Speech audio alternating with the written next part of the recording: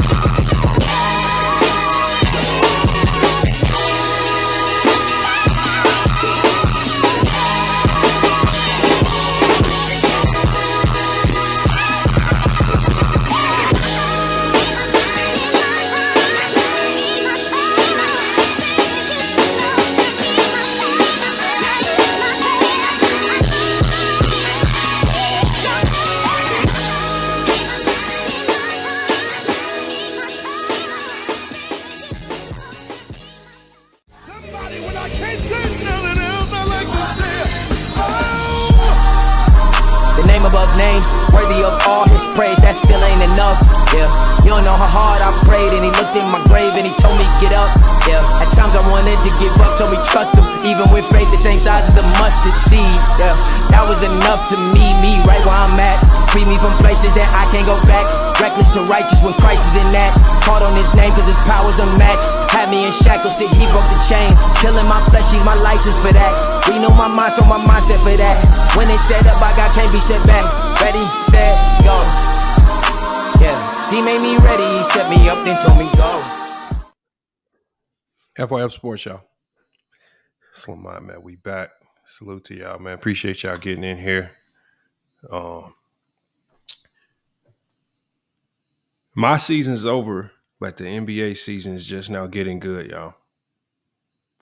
And we're going to be going live every morning this week to talk about the NBA playoffs, man. Definitely appreciate you guys getting in here. Salute, Jared Thomas, Tackable Pond, Tiffany Nan, man. Appreciate y'all. Keep it 100, man. Appreciate y'all getting in here.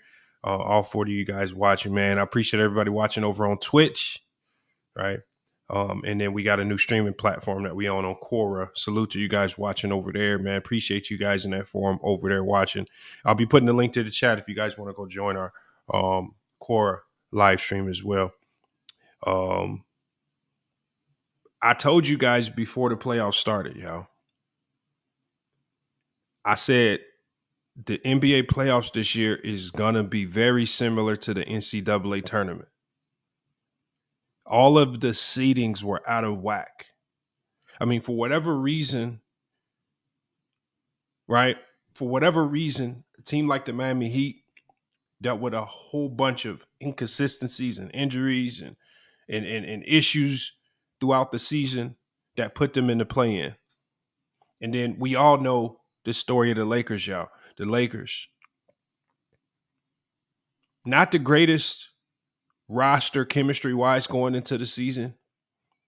Rob Pelinka decides to make some trades, and he puts better pieces around Anthony Davis and LeBron James after sitting back watching a half a season of what they needed. And so we watch the Lakers turn their season around second half after the All-Star break, after the trades. And then we watched the Miami Heat come on strong of late. And I told you guys before the playoffs started, I said, when I look at this Heat and Bucks series, and some of you guys might remember this. Some of y'all laughed at me when I said this. I said, I'm going to pick the Bucks. But I said, I have a funny feeling that the Bucks are going to make this series a lot more competitive than we might believe. And as we all know, certain things happen in the playoffs that nobody can control. Giannis goes down with an injury. Now, the Bucks were able to win one game without Giannis there. They weren't able to hold on to the other. Now Giannis comes back. Giannis looked great last night. So last night was one of the first times where we saw mano a mano. Obviously, the team that was hurt yesterday was the Miami Heat without Tyler Hero. And I think, y'all, we got to start off talking about Jimmy Butler and the Miami Heat, y'all. I mean, it's not too many times where we can sit there and say, and I think there are going to be a ton of people that will never give Jimmy Butler his appreciation for how great this game was. But this was arguably a top 10 playoff performance of all time. And one could argue it could be a top 5 performance. Right? Were you talking about a Heat team where Jimmy Butler had to carry them in the first quarter? They were not getting any offense from anyone else on the floor. Duncan Robinson gave a little bit in the first half, but he essentially scored close to half of this team's points. And this is coming from a guy that's not even looked at as a great offensive player.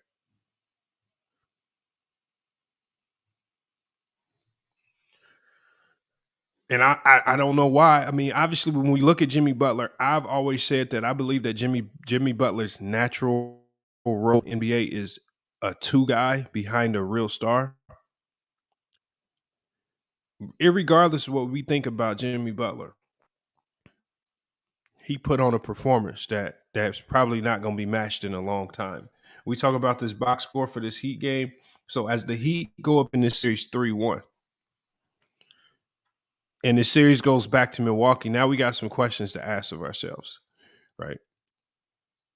What does this mean for Giannis Antetokounmpo? Backs against the wall.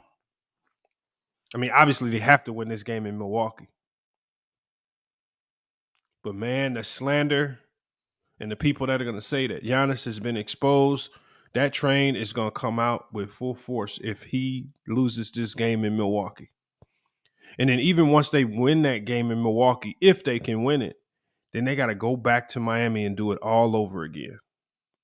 And I think the real question is, can Jimmy Butler replicate this performance? Can he do it again?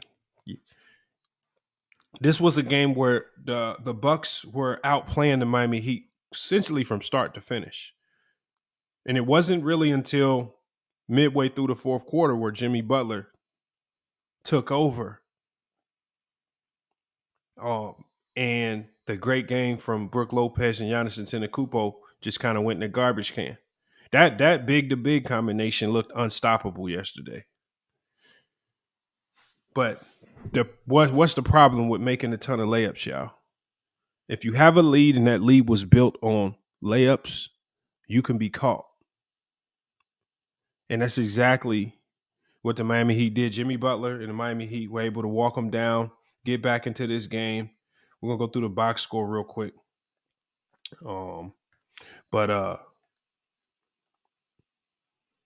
Like Lopez, like when do y'all think will the Bucks get another 36-point performance from Brook Lopez? Right. And when you talk about the best that the Miami Heat could play, was this the best that the Bucks could play? Bucks played a really good game. Let's get to the Bucks starters. You got Giannis Antetokounmpo, 26 points. Coming off the injury, I kind of expected that. I didn't expect him to go crazy on the point side. But he had a triple-double, 13 assists. That big-to-big combination looked unstoppable. And then he had 10 rebounds. All right, Middleton with a quiet 14 points. Obviously, he was tasked with having to try, or at least trying to guard Jimmy Butler for the majority of the night, unsuccessfully. Lopez with 36 points, 11 rebounds. So they dominated right there. They dominated the interior as we saw the Miami Heat come out with a ton of small lineups. And they tried to throw a whole bunch of variations to slow up Giannis and Brook Lopez and really couldn't do it. They don't have the bigs. We saw them try Zeller. That didn't work. We saw them throw in Kevin Love. They had to bench him towards the end of the game. That didn't work. I mean, really, they didn't have no answer for the bigs. Jrue Holiday, 14 points. He started off this game quiet, couldn't make a shot. And then 8 points for Grayson Allen, who really didn't do much else outside of that. Bobby Porter's a quiet night off the bench in 13 minutes. And then Pat Connaughton with 8 points. And salute to y'all pouring in. Salute to Cuba, man. I see you there. Salute to Marcus Jones, man. Appreciate y'all pulling up. One Cool P. Salute one of the top moderators of the channel, man. All right, make sure y'all shout out One Cool P when y'all see her. But then we go to the Miami Heat side of these things. Kevin Love, who started this game, only 6 points. I thought Kevin Love will be able to give this team a little bit more on the offensive side. Of course, I know he doesn't have much left defensively, but he's been put in a situation, especially against this Buck team, where he has to be able to defend. B. Skrill says Holiday was committing stupid fouls. Yeah, he was. I mean, but when a guy is making shot after shot after shot after shot, what do you want him to do? You want him to just go with softer coverage? I mean, they have to get more aggressive defensively. And Jimmy Butler did a great job of playing through contact. He wasn't playing seeking fouls or begging the refs for fouls. He was actually hooping to score. And if the ref gave him the foul, he'd go to the free throw line and knock him down. One of the things a lot of people are not going to talk about is that Jimmy Butler was lights out from the free throw line. The man was 15 or 18 from the free throw line. Like, how many games can we go back this year, whether we talk about the Lakers or the Warriors, and we talk about, man, if they would have made their free throws, they could have won this game. Jimmy Butler went to the free throw line and knocked those shots down. We got James Bell. He says, are we in the bubble again? No, we not in the bubble. Jimmy Butler, we've seen him have these types of performances. Now, we haven't seen him have this type of performance, but we've seen him have great games here and there. So Jimmy Butler, 56 points, 9 rebounds, 2 assists on the night. He was a +4, 19 to 28, 15 to 18 from the free throw line. And he did it from all 3 levels, y'all. He made threes. He made long twos. He got to the basket. He knocked down his free throws. He literally did everything for this team offensively while also being the best defender on the other side. And then you got Bam Adebayo. I think Bam is a guy that's just been letting the Miami Heat down. I mean, this guy has a ton of potential, and this guy has essentially regressed over the last 3 years. And Bam just no longer looks like an all-star caliber type of player. Right? Look at Jared Thomas. He says, I'm very disappointed in Giannis. He's choking. Giannis is not choking, Jared. Giannis had a 26-point triple-double. He did everything he possibly could to win this game. This was not on Giannis. What and you can't ask Giannis to go guard Jimmy Butler and you completely take him out of his defensive element as far as helping with rim protection. Come on. Jimmy Butler just played some unbelievable, and all I ask is that, look, before we just start running off claiming that this was Giannis choking, this was not Giannis choking. Giannis played great. 26-point triple-double in the playoffs is not something to just gloss over. Brook Lopez played great. This is just one of the best NBA games that we've seen in a long time. This is not about choking.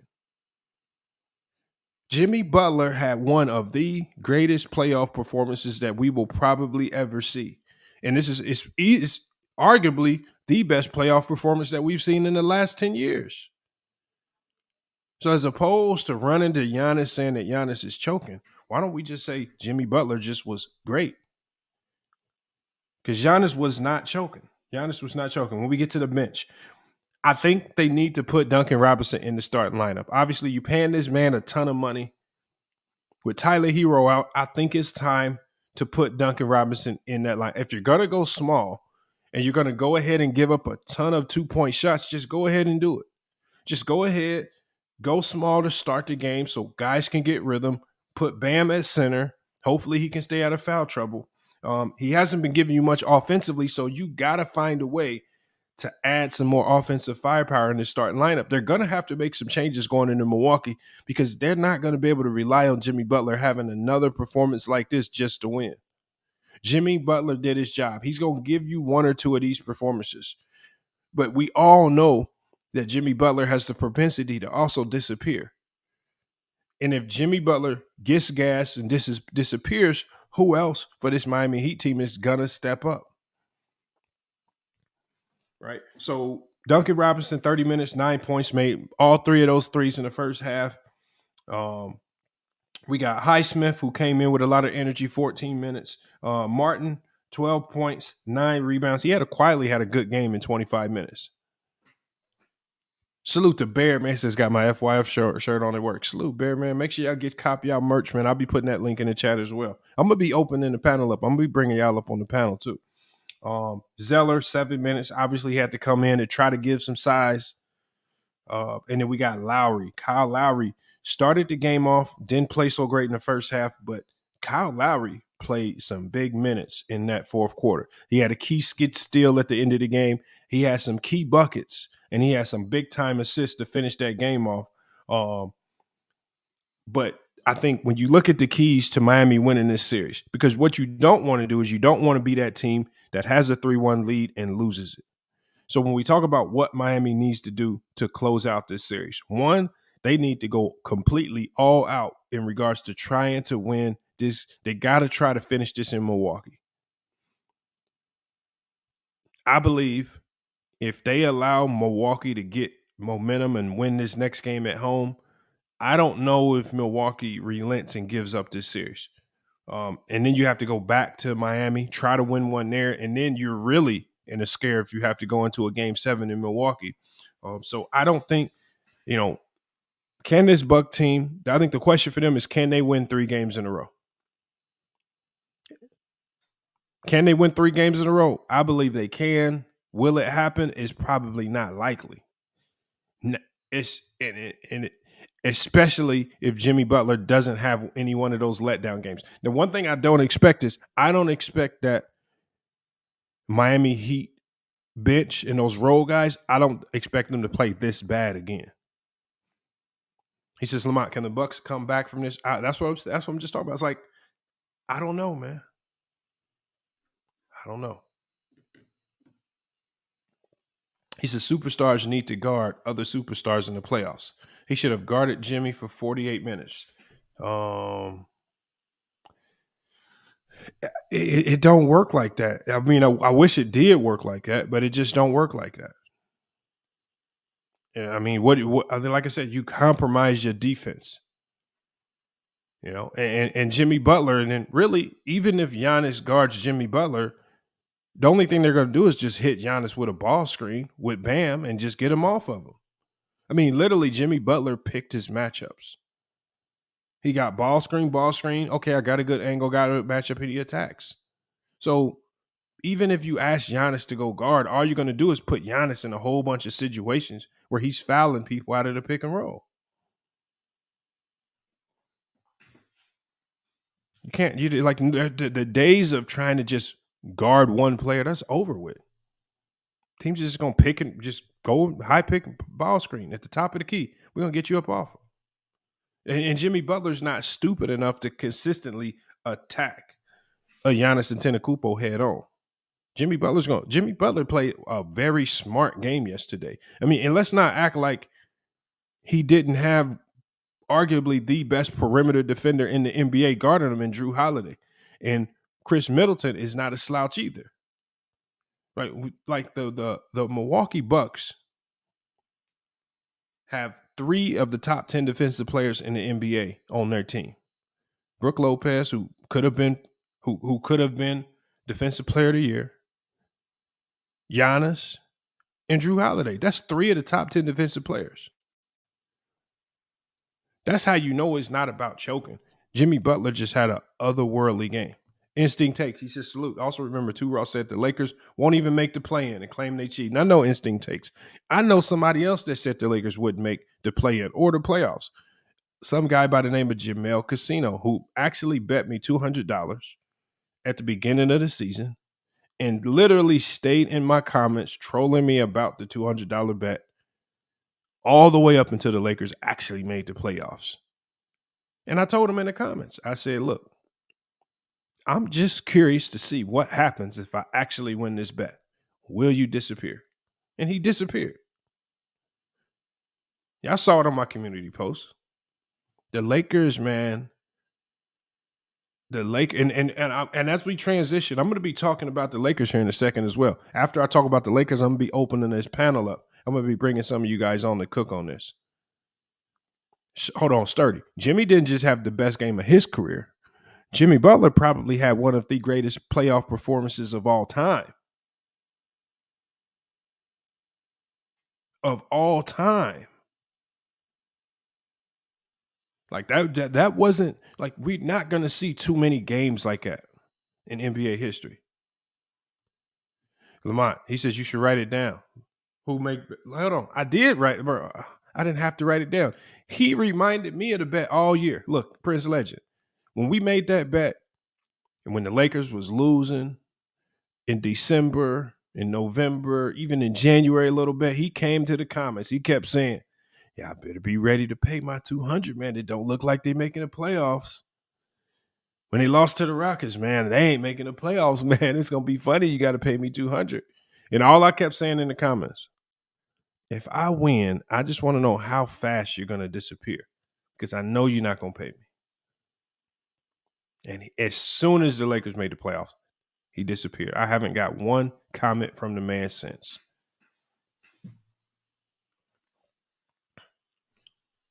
Yeah, Facts Cuba. He says Jimmy is tied for fourth in scoring in the playoffs. He says, Sturdy says I got to do more research to rank that game. I don't got to do more research to rank that game. That is easily, at worst, you'll be hard pressed to find me 9 better playoff performances in NBA history. And in every bucket that he hit mattered because his team wasn't scoring. They were down the majority of the game. So not only did he have to keep them in the game, because I think the Bucks got up by as many as 15 points. He not only had to keep them in the game, he had to lead the comeback himself. Not only did he have to lead the comeback himself with regards to scoring, they didn't have very good ball handlers out there. He says, Lamont, you know how many great games? Yes, I know how many great games there were. Yes, I've seen a lot of basketball. You will be hard-pressed to tell me 9 better NBA playoff performances in NBA history. You're not going to find that many. You'll be hard-pressed. I mean, you go with Jordan 63, but they lost. So how impactful do you want to put that up there? I mean, 56 points in a playoff game and every single bucket mattered, going all the way down to the wire, coming from a guy that's not even known as a great offensive player, man. I mean, it's time to just give Jimmy Butler his credit. That's what makes it even more impressive to me. He's not even a guy that's looked at as a great offensive threat like that. Yes, he can score. He can give you 25, 30 every now and then, but 56 and 15 versus, and what makes it even more impressive is this is an 8 seed versus a 1. Going up against arguably the best player in the NBA, Giannis Antetokounmpo, going up against arguably the best defense in the NBA in the Milwaukee Bucks. They have 3 of the top 10 defensive players on the team, and they literally threw all of them at them. They threw Giannis at him at times. They drew Drew Holiday at him. They threw Chris Middleton at him, right? They helped over with Brook Lopez. None of it worked. It's ridiculous right there, man. It's time to give him his flowers, man. Like I said, do the Heat win this series? There's a very, very good chance that they do. Yeah, there's a very good chance that they do. But this performance, regardless, no matter what happens, man, this performance, boy, let's not forget this performance. That was big time. He says, I see recency bias. It's not recency bias. I mean, I could think back on a ton of great playoff games, but I've seen a lot of playoff basketball. But I can't recall a game where a player dominated like this, coming from that deficit. And it's not just the performance, it's who he did it against that makes it even more impressive and how he did it. Not recency bias, man. It's just facts. 56 points in a must-win game versus a number 1 seed. Give him his flowers, man. So we got the Bucks losing to the Miami Heat, 114-119. The Miami Heat take a 3-1 series lead. We saw Giannis limping at the end of that game. I think some of the questions going into that next game is, will Giannis be 100%? I believe, obviously there's no way he doesn't play this next game. But this Miami Heat team, 41 points in the fourth quarter. Jimmy Butler leads the comeback. And I think two keys from this series. Can somebody who's going to be that second guy to help Jimmy Butler out? Because we all know that Jimmy Butler is not going to be able to duplicate this type of performance again. So who else is going to step up? Is it going to be Bam? Is it going to be Kyle Lowry, which he's starting to look very old and very slow in this series? Like his time is done. Can we get one good game out of Kevin Love? Can Kevin Love kind of turn back the clock and give the Miami Heat another 20-point game? Somebody's going to have to come back. Somebody's going to have to come back in this next game, in this game 5, and at least give Jimmy Butler 20 points of support. But you got to give kudos. And you know what? The one thing I appreciated by the Miami Heat is the Miami Heat didn't panic. Yes, they were getting scored on in the paint easily with that big-to-big combination of Giannis, but they didn't change their play style. See, a lot of coaches would have maybe brought in a Miles Leonard. A lot of coaches would have brought Cody Zeller back in or Kevin Love back in. They stayed with the small ball strategy with I think 2 or 3 guards out there at one point in time, because I saw Vincent and I saw Lowry out there at the same time at one point in time, along with Cody Martin. That 3-guard lineup out there, they were a little bit more dynamic offensively. They were a little bit faster in transition, and it paid off. And it definitely paid off. So we got the Bucks. We got some keys to look at going into that game 5. And you know what? And even though I don't like the sentiment that Jared had right there with regards to calling Giannis choking, I don't believe he choked. But I think the one thing we have to consider is if the Bucks lose, how does this impact Giannis's career? Is it just a first-round playoff exit, just like the other legends who have first-round playoff exit? Or because he's the number 1 seed and he lost to an 8, is it more damaging to his resume over the long term? Because I know if he loses to Miami Heat over the next year, everyone's going to be saying that Giannis is a fraud. I'm not going to say that or think like that, but I know how the casuals are going to talk. Sean Brewer said, "What's good, Lamont? Where my wrench at?" I haven't gave a wrench out in a while, man. I mean, we haven't really had too many debates, man. I've been extremely busy, so I mean, the wrenches are gonna start coming back, man. We're gonna start giving them out, but as it stands right now, I mean, there's really no need to throw out no extra wrenches, man. I might start trying to do some things to diversify the wrenches, man, and get a few more out. But a lot of times when I'm running these streams, I'm not even on a screen where I can go ahead and just dole out a new wrench. But I definitely got you if I get to it. Let's get to this Laker game. We got the Laker game as well, right? So different kind of a different situation going on here, but kind of the same in a certain sense. The best player for the Grizzlies dealt with some injuries. He finally come back from injury. He's looked great since he's come back. The only problem is he's looked great, but this team hasn't won a game with him there. Not versus this Laker team.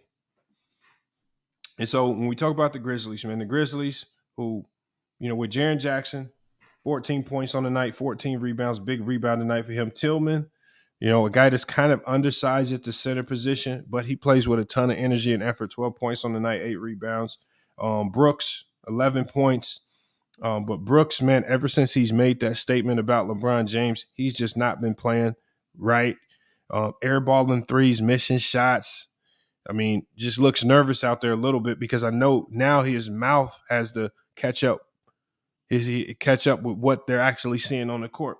19 points from Ja Morant, more quiet night from him. He did a good job of attacking the basket, but you can tell that hand injury is really bothering him. And then we got Desmond Bane. He was the best player on the floor for them. He really kept them in the game. He actually helped them get that lead back. Going into the fourth quarter, just wasn't enough. 36 points for Desmond Bane. And they shot the ball. Especially the 3-point shot. I think that was their death sentence. All right. Their death sentence was obviously and so when we look at this team and we want to wonder why were the Grizzlies forcing and shooting so many threes? Well, if you watch that Laker defense in the first half, the Lakers aren't allowing anything in the paint. They are contesting everything at the rim, and they're really towing the line. they're really making the refs call tough fouls, right? So when these guys go to the basket, they're not only going to the basket, but they're getting banged up by big guys. So you're talking about from Rui Hachimura to Jared Vanderbilt, who played a great game yesterday. You still got Anthony Davis, LeBron's in there.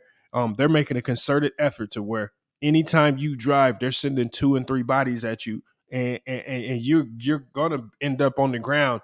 Make or miss, you're gonna end up on the ground after you take this layup. They're playing a very physical brand of basketball. A very physical brand of basketball. And you know, the Lakers are, you know, I look, I know that I picked Memphis to win this series, and I have no problem with being wrong, because I also said that if the Lakers play like I know they can play, they would win. I just know that going into the end of the season, the Lakers didn't look like they were the most disciplined team. Obviously, they have some renowned energy. They have a renewed focus. They now look like a team that's not playing chasing contracts, but they're actually all playing together to go win a championship. Sean Brewer, you're right. Vanderbilt's early points were big. And so this is like a kind of a tale of two different types of how teams are winning. So because the Lakers, as opposed to being heavily relying on Anthony Davis and LeBron James to do all the scoring, it's been the others. They have been the tail of this series. The others have been able to help carry that scoring load, while we've seen AD have struggle. AD's been good defensively, struggled offensively. And LeBron James has said, you know what? I'm not going to allow this chatter between me and Dylan Brooks to make me try to go be Kobe 2.0 and start chucking up a ton of bad shots. We saw LeBron get caught up in those types of battles in the regular season.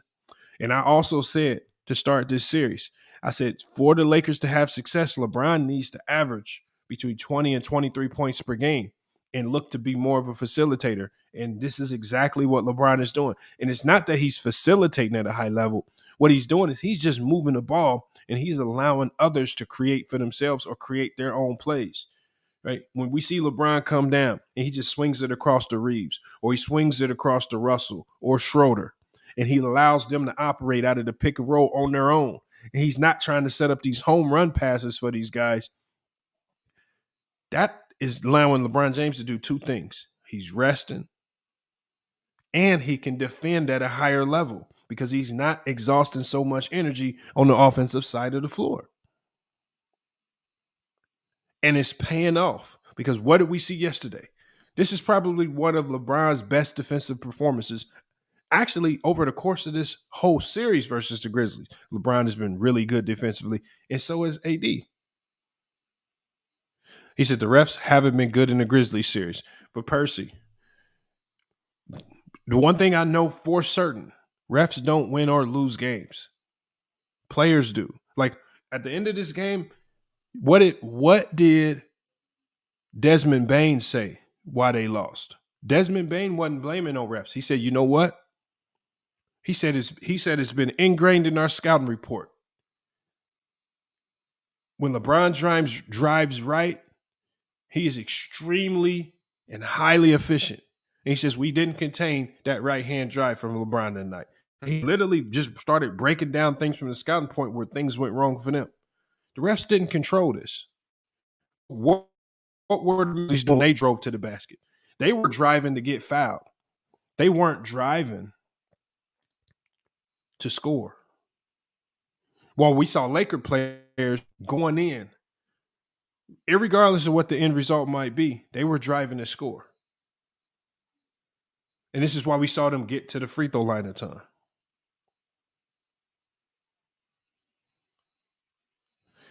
Facts. That layup that LeBron James hit late game, that layup don't happen if LeBron James has been gassed and exhausted because he's already had to score 35 points. He's finding ways, and this is the smart and calculated LeBron James. And that's what makes them more lethal when you start seeing him be more calculated, when he starts to pick and choose when he wants to turn it on. He's conserving energy for the moments that matter most.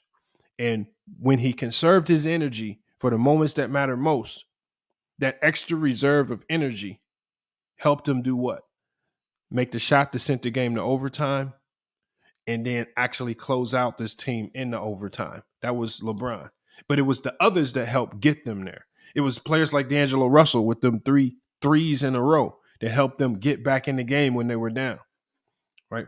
Let's get to these stats. We got Anthony Davis, 12 points, 11 rebounds. And a lot of people are going to say, man, Anthony Davis needs to pick it up more and do a little bit more. No.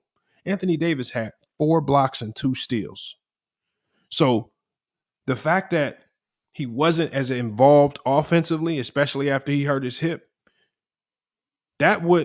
his scoring would be a big deal if he wasn't defending at a high level. 4 blocks and 2 steals and 11 rebounds tells me he's still engaged in the game. He's still finding a way to be active, even if he's not getting all the touches or all the shots.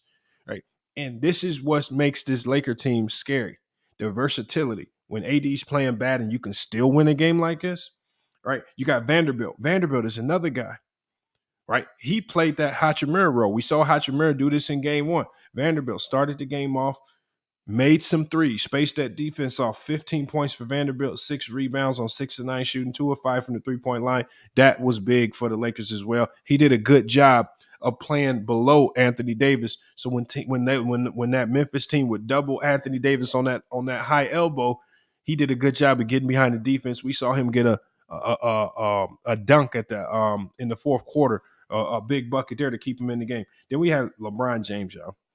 This man right here, 22 points, which is exactly what I said. I said this is in that range he needs to be in if they want to find themselves being highly successful in the playoffs. He needs to get back to that facilitating role and then picking his moments when he attacks.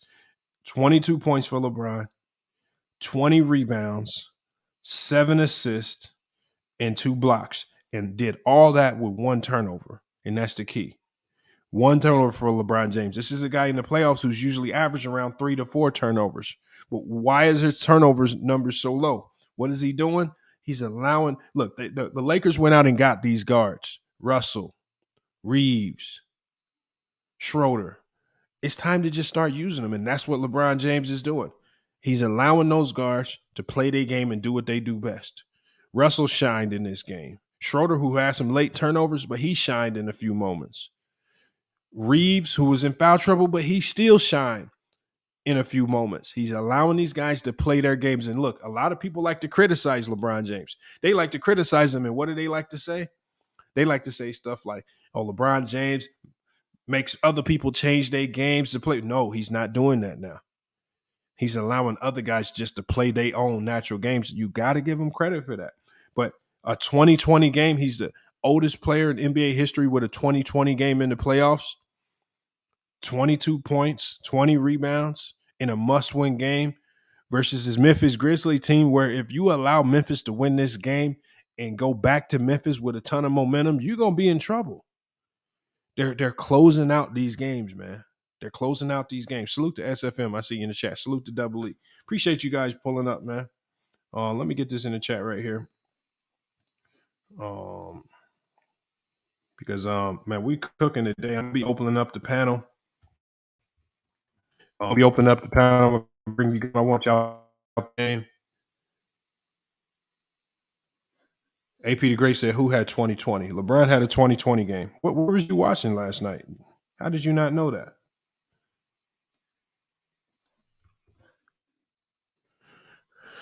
It's why is SFM talking about Kobe? Come on, man. This is look. Let Kobe be tonight. This is the playoffs. We talking about Jimmy Butler and the Miami Heat, LeBron James and the Los Angeles Lakers, man. Why are we talking about these two teams? Because we're talking about two teams that was in the play-in looking like they about to win their first round matchup versus higher seeds. Right? When a lot of people counted these teams out, these teams are still fighting. And these two teams have some of the higher seeds, backs against the ropes, both of them facing elimination in some very, very tough situation.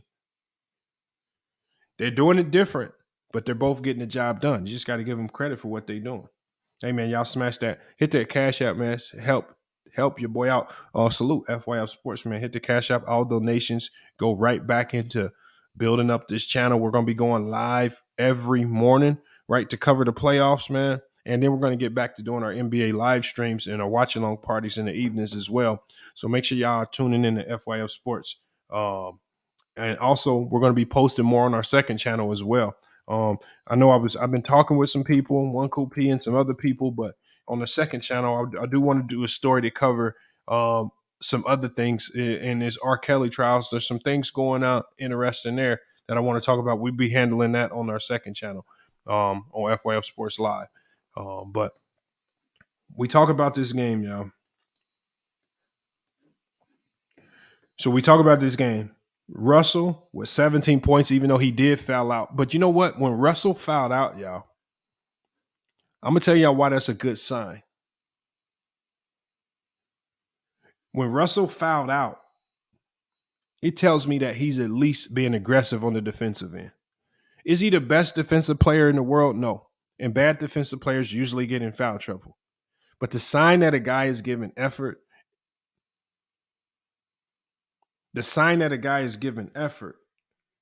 are those fouls. And that's what I truly appreciate, right? When Desmond Bane catches fires, making shot after shot on that last play where D'Angelo Russell fouled out, he was aggressively trying to play defense. Not the greatest defense, but he at least was out there trying. And that's all you can ask. That's really all you can ask from a lot of these guys that struggle on the defensive side. At least give effort. So 17 points, much improved defensive effort. He did foul out this game. Austin Reeves, man, this dude has been extremely consistent. Salute to Mahari Nation Sports Podcast. And Daryl Jones says he hates the play-in. He said the play-in is not stupid. Oh, he said the play-in is stupid.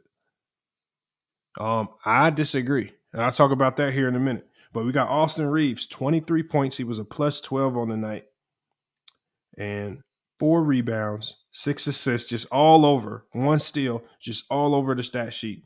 Kind of got into a little foul trouble himself. He got his 4th foul early in the third quarter, so that kind of stifled his playing time. But Austin Reeves is looking like that number 3 guy on this team. That the Lakers cannot let go. Now, I know Austin Reeves said going into this offseason, y'all, who's ever willing to pay him the most, that's where he's going. The Lakers need to be that team that pays him the most. As long as LeBron James is in the Laker uniform, they need to do everything possible to keep Austin Reeves. He's kind of like, I'm not saying that he plays like Draymond, but he's starting to turn into that Draymond type of player because of what he's able to do on a night in and night out basis. He doesn't look the greatest sometimes, right? But he's able to do things. He knows how to make winning plays, give winning effort that just helps this team win a lot of games. He says, Marie's my favorite white boy move. Hey, Reeves is just getting it done, man. Reeves is another guy. Look, when we talk about Reeves, we're not talking about a guy that's super high skilled, could jump out the gym.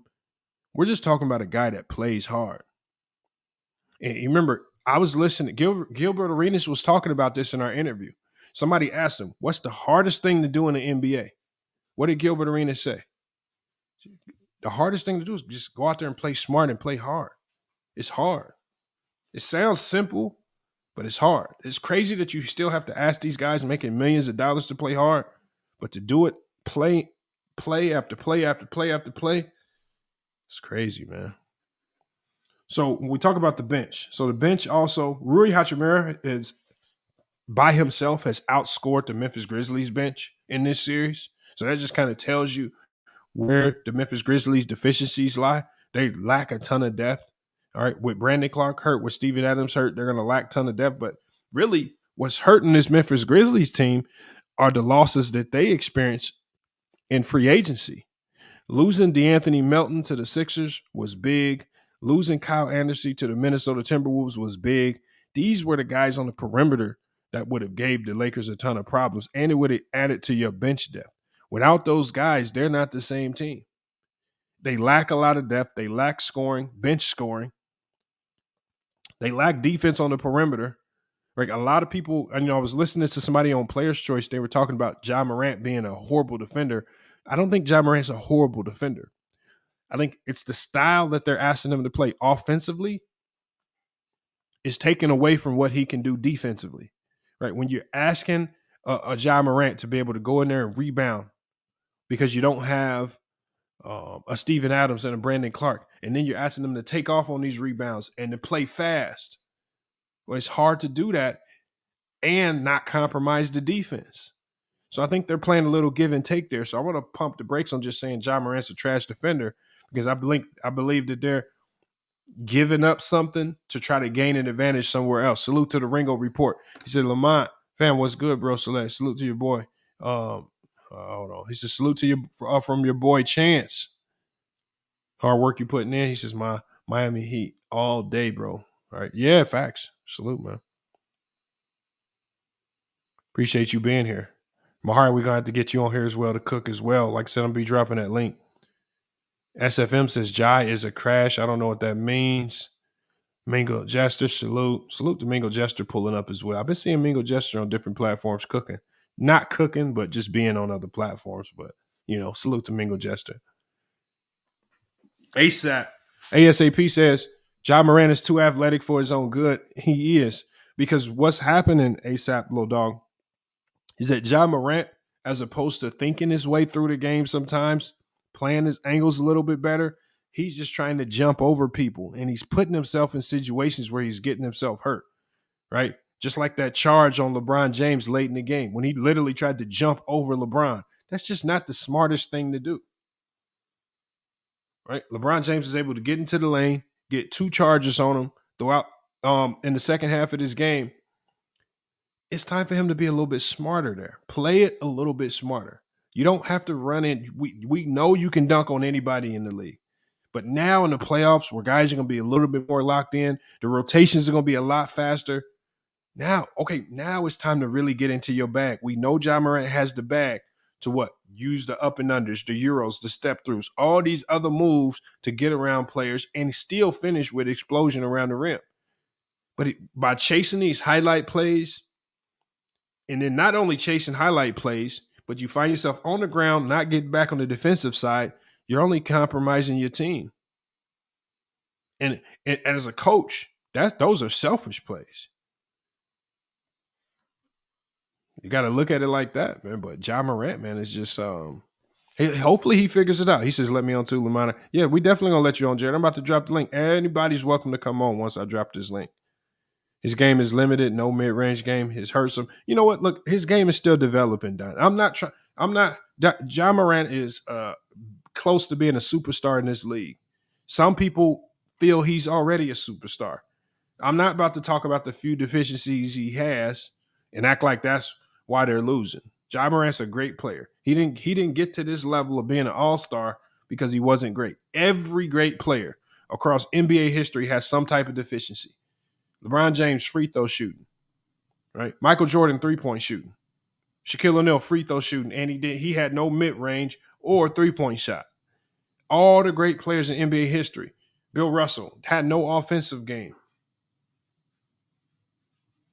All great players have holes in their game. Kobe Bryant, inefficiency. I can point to holes in any great player's game, but I'm not going to sit there and just harp on it and say this is the reason why they're losing. I know Ja Morant can't shoot, but here's the problem. If Ja Morant could shoot, then he would be a super player. If Ja Morant had this jump shot that y'all wanted him to have, y'all act like it's just easy to go get a jump shot. If he had this jump shot, he would be the best player in the league.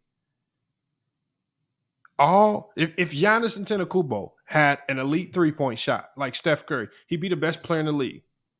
Of course, it's easy to run to a player's weakness and say he needs to improve that. It's not like we're talking about an 11th man on the bench that's struggling to play. These are stars. These stars became stars not from doing what you guys think they do bad. They became stars because they stuck to what they do best and they did it at a high level. Now, with Ja Morant, the one thing I think he needs to be mindful of is his IQ and his approach to the game. unlike regular season games, he needs to be a little bit more calculated. He needs to be a little bit more calculated in his attack because he got a little reckless, right? We saw how the refs were calling the game. The refs were allowing a ton of physicality on both sides. So if you know how the refs are calling the game, then you just have to change your attack. And you got to just give the Lakers credit because the one thing the Lakers were consistently doing last night, they were heavily contesting anything that came into the rim. Everything that went to the rim, it looked like you saw AD, LeBron, Vanderbilt, Rui Hachimura. You saw two people jumping at the shot.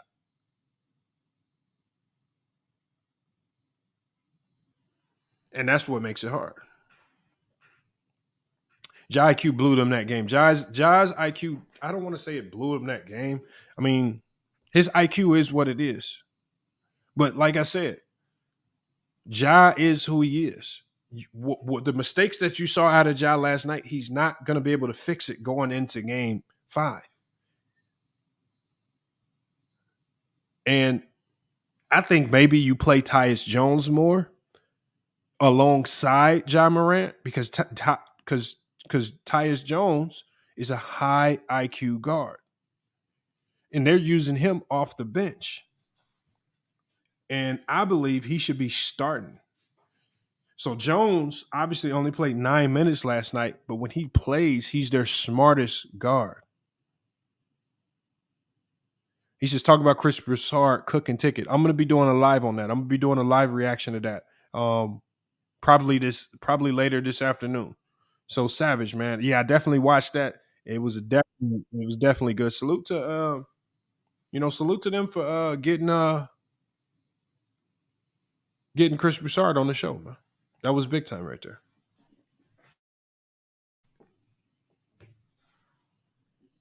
He says, Ja wasn't trying to be a highlight fan blowing dunks.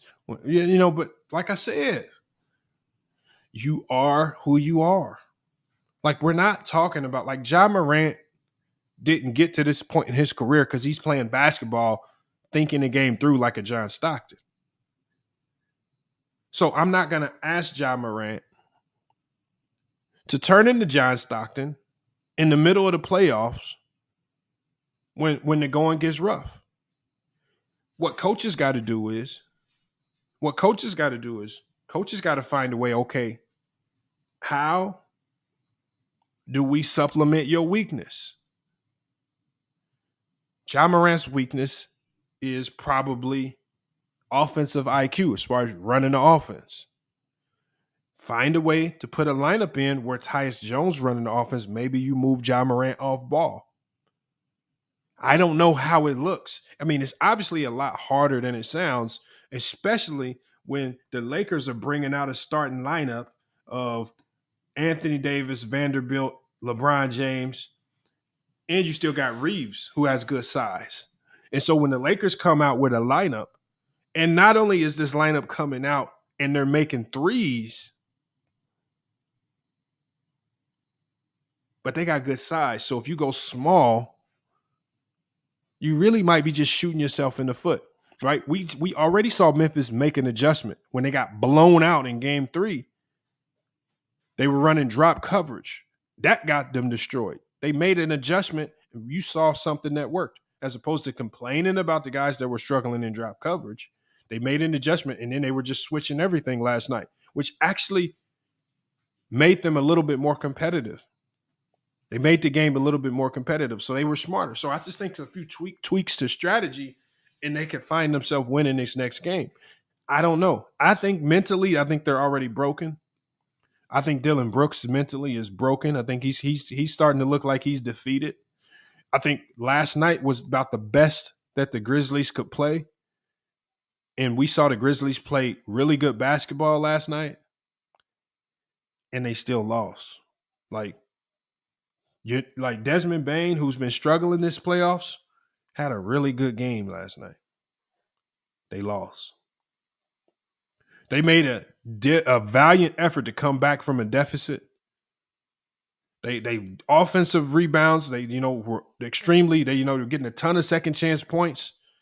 I mean, if you just look at the numbers, right? Let me pull up these numbers. Just look at the numbers without looking at the score. You would think the Grizzlies won. Right? We're looking at the numbers right here. More offensive rebounds. They had more assists. They had more steals. They had fewer turnovers. They had more points in the paint. They shot a better free throw percentage. How you lose this game? And I think they lost the game because the Lakers were so consistent with defending the paint that it forced them to start shooting threes. They went 9 of 42 from the three-point line. And this is from a team that I don't think they're a great three-point shooting team. Dillon Brooks is not good. I mean, really, only Bane is really the good three-point shooter. Jaren Jackson can make them every now and then. But for this team, for this Memphis Grizzlies team to be taking 42 threes, that's a recipe for disaster right there. Goes 2000. He says, Chris Broussard only pushed narratives and he has an agenda. Well, I don't know what you're watching if you say that about Chris Broussard. I don't like, why do y'all just say people push narratives and have an agenda? Like, what agenda? Like, at your job, do you have does your boss pull you to a side and give you some sneaky agenda to go like what do y'all like? Y'all act like he just working a job just like everybody else. There's no agenda. His basketball takes are just like my basketball takes. There's no agenda there. And the good thing about Chris Broussard, he wasn't just giving basketball takes, and I'll be reacting to this later. He wasn't just giving basketball takes. He was giving very good explanations as to why he felt the way he did about certain things. And he really pushed back against Ticket using hypotheticals. That's fake. That's not real. Let's deal with realism.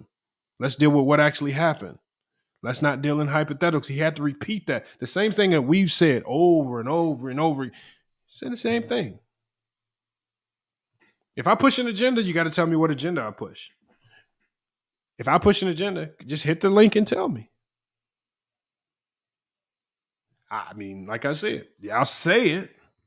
One thing to just make a comment is one thing, and then there's another thing to actually come up here and actually prove it. Just like with Dillon Brooks. It was easy for Dillon Brooks to open his mouth and start running his mouth about LeBron James. But then when he had to follow it up with real action, what happened? He came up small. That's all I'm saying. I push a Kobe agenda. No, I don't. I don't push no Kobe agenda. No, SFM, you push a Kobe agenda. You came into this conversation. You came into the chat talking about Kobe when we're talking about 2023 NBA playoff basketball. We're in a conversation that has absolutely nothing to do with Kobe Bryant. You've spammed the chat with Kobe stats and comments. But you say, I have a Kobe agenda. You have Kobe as your profile pic. But you say, I have a Kobe agenda, SFM. You literally know Kobe's birthday, his daughter's birthday, his wife's birthday. You know every Kobe stat. But you say, I have a Kobe agenda. Come on, man. Y'all got to stop. And look, and we got AP the Great. He says, I'm a LeBron guy. I can swear I was the one that said Memphis Grizzlies. I picked Memphis to win this series in 7. I can swear I did. That was just a few weeks ago. I can swear I picked the Grizzlies to win this series. I guess I got a LeBron agenda now. I picked LeBron to lose, but I have a LeBron agenda. People just say stuff, man. You are biased, SFM. You are biased. You can't help it. AP the Great says Kobe's the GOAT. If you feel like Kobe's the GOAT, man, salute to you. I can't argue. I can't argue who the GOAT is to you. I can only argue your GOAT if you tell me what your criteria is and your GOAT doesn't fit that criteria. That's really the only way I can argue it. Right? There's a ton of people that have different GOATs, but a lot of people have different reasons. And I can't give pushback if I don't know what your criteria is. Based on your criteria might make Kobe the GOAT. And I can't argue your own criteria. You said Brooks is a known transformer. I don't know what a transformer is. He's explained how everybody hates on LeBron James. Why do I need to explain it? It is. I don't know why people hate on LeBron. That's a good question for Mr. Moss and Ticket. That's not for me. I don't know. People hate on LeBron. This is that's like me asking why did you guys hate Kobe Bryant when he played? Why did fans hate him? I don't know. Fans do what fans do.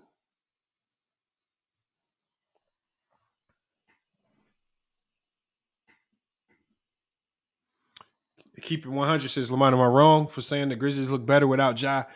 Look, they're not better without Ja. I think we're just looking at a team. This is what we're looking at. Keep it 100. One team is just better than the other.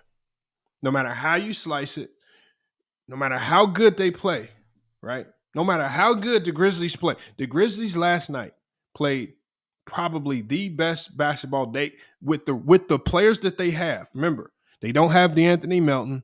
They don't have Kyle Anderson. They didn't have Steven Adams. They don't have many Brandon Clark. This was the best that they can play with the weapons at their disposal. Now, when I made my pick, I had completely forgot about Brandon and Clark and Steven Adams being out. But at the end of the day, they're playing with the hand that they're dealt.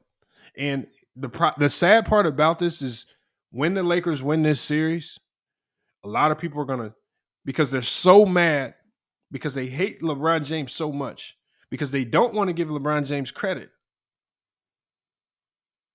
they're going to be running around saying that Ja Morant choked.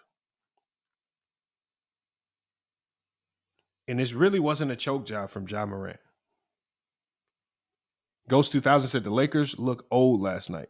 I don't know what you were watching if you say the Lakers looked old. The Lakers looked like the more active team. They were flying all over the court. Did you see that play in overtime where it looked like the Lakers had just turned the ball over? LeBron throws a bad pass into Schroeder, dives on the floor, going after a loose ball, flings the ball to AD. AD drives to get fouled. He drives to score, throws up a tough layup. It goes in, and they start the layout. The over. This is the overtime after they've already played the full game. Guys are tired, legs are dead, and they still diving on the floor. LeBron James, 2 big-time charges in that game. But you still telling me they look old. Old players don't take those types of charges. Anthony Davis, 4 blocks, 2 steals. Old players don't defend. LeBron James looked like the best defensive player on that floor yesterday. But y'all want to tell me they look old. They did. Now, did they have stretches in the game where they had letdowns? Yes. But the fact that you can still have those moments and still win this game. Come on, man. When are y'all just going to give them credit? And see, I'm about to drop the link now, but I'm about to give y'all one more thing. This is what y'all have created. This is what a lot of people, not a lot of you guys, because I know a lot of you guys have steered away from the bad narratives. But this is the monster that the LeBron James haters have created. And I talked about this at the beginning of the year. This is why I wasn't on that train of just bashing the Lakers. But this is what I said. I said, if the Lakers find a way to get their footing back right, make the playoffs, and then have success, because the LeBron James haters said, oh, the Lakers are done. This team is trash. LeBron James looks old. LeBron James needs to retire. Y'all had all these narratives about LeBron because y'all were making takes just based out of hate. And salute to Hitman X. Right? Y'all were making a whole bunch of takes based out of hate. So what y'all have done now is y'all have created a situation because irregardless of the trades, because let's not act like these trades were just the greatest trades and the biggest stars in NBA history. They traded for marginal guys that could play roles. They didn't trade for world beaters. Vanderbilt is not. He's a good young player on the come up. He's not a major difference maker. Rui Hachimura, nobody was talking about this man in Washington. So let's not act like these trades was just the greatest players in NBA history to come save LeBron. No. But what the haters have created, y'all, they've created a scenario where you've spent the whole year talking about how bad LeBron James and this Laker team is. If they have any level of success in the playoffs, it's only going to add to the LeBron James fans. It's going to only add to their credence for saying that LeBron James is the GOAT. Because they're going to say, y'all said this team was trash. Y'all said this team couldn't win. Y'all said LeBron couldn't win again. Just like last year with Golden State. Don't mess around and let the Lakers win it all. Because y'all spent this whole year telling us about how bad the Lakers were. How old and trash and AD's done and they need to. And look, I don't believe the Lakers have enough to win it. But I didn't believe the Lakers had enough to beat the Grizzlies either. They don't look like the same team that we saw in the regular season. And if LeBron James, and if anybody in the NBA can figure it out, if there's one player in the NBA that can figure out and navigate a perfect route where they can actually win a championship, it's LeBron. If they figure it out, the LeBron James haters are going to be looking real bad. Because y'all have created a foundation for all of his fans to say he's the GOAT. Because that means he did something so improbable and he was still able to overcome all the odds and they win a championship. That's the problem. That's the foundation that all the LeBron James haters, the Mr. Monster Ticket TVs, I want y'all to go back. I want a lot of y'all to go back and do your research. Listen to what people were saying about the Lakers to start the season.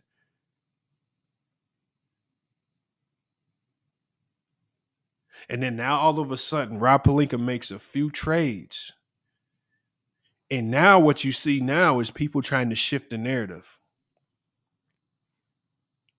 LeBron James had to trade all his players to get good. No, first of all, LeBron James traded marginal guys for other marginal guys. Patrick Beverley's a marginal player. They traded him for Mo Bamba. Rui Hachimura was a marginal player that was starting to fall out of the rotation in Washington. That's who they traded for. Vanderbilt was if these guys weren't just marginal players, they wouldn't have been getting bounced around before. Vanderbilt had already been on Minnesota, didn't 100% work out. They moved him to Utah, wasn't really in the rotation significantly. He comes to the Lakers, but now y'all want to convince me that these are the guys that saved LeBron? You said Westbrook. Okay, Westbrook isn't a marginal player, but they gave Westbrook up to bring in marginal players.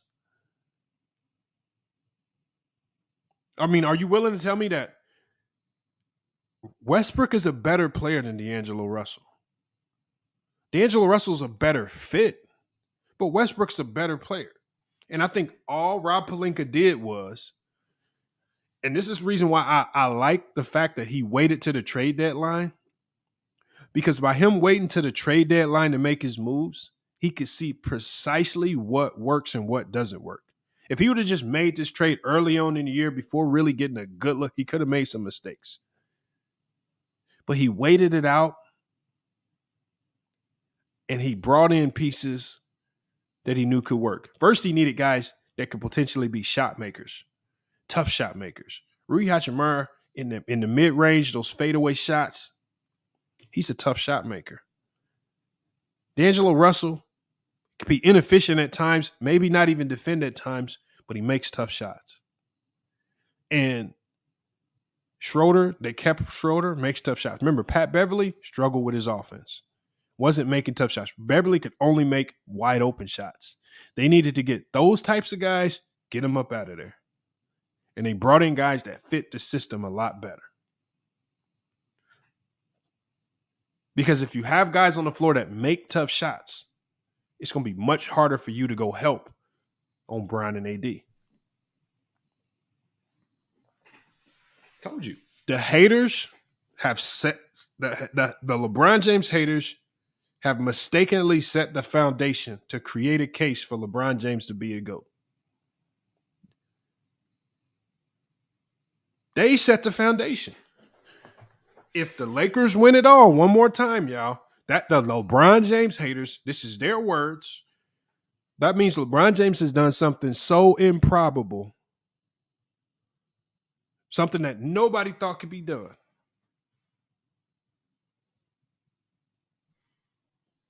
That you would have to make him to go after this year. If you can win a championship as a 7th seed, fighting through all this adversity, and God forbid he gets a Finals MVP and just adds that to it. Just, boy, I mean, but we saw them do this with Steph Curry last year. And then Steph Curry made everybody eat their words. AP says, no, he's not my GOAT. I got MJ as the GOAT. AP the great. Look at SFM saying, what's wrong with me? Look, see, people, SFM, it's people like you. People like Ticket. People like Mr. Mosh. All they do is hate. You could, no matter what happens, you can't find nothing positive to say. 2020 game, can't find nothing positive to say. Y'all set this foundation of hate. And if he prevails through all of this, that's the problem. Because y'all just, like, the more he wins right now, the stupider y'all look. Y'all should just do like me and be like, damn, my pick was wrong. I picked the Grizzlies to win this series. I was wrong. Damn, the Lakers playing great. Just own it and move on. Because y'all trying to hold on to something. Y'all trying to hold on to something that just ain't looking good. That staying on that hate train just ain't a good look now. Because now the Lakers actually look like real contenders.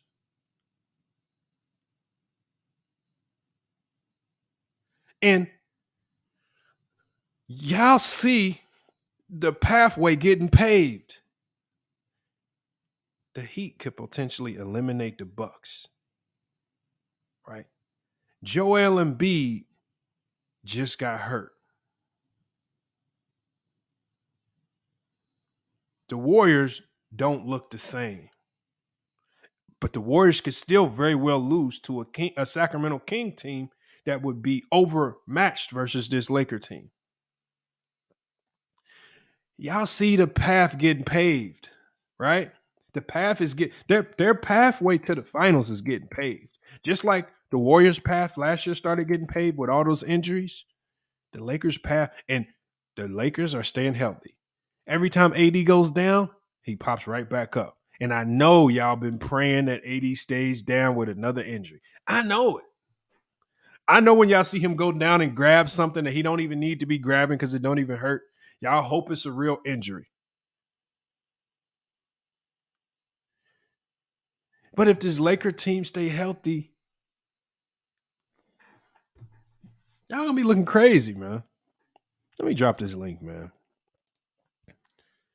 Let me get this link in here. We're gonna cook for a little bit, man. I'm gonna get y'all here to talk about this. We're gonna see what y'all got to say, man. But what are y'all thoughts on these two games? Jimmy Butler and LeBron James. Jimmy Butler and LeBron James. Jimmy Butler, arguably the greatest playoff performance of all time. LeBron James, he did like a lot of the chat warriors. He got the talking, and then when it came time to back it up, just like Jamel Casino on the bet, he just folded up. He just curled up. Y'all like them little roly-poly bugs, man. Just rolled up somewhere.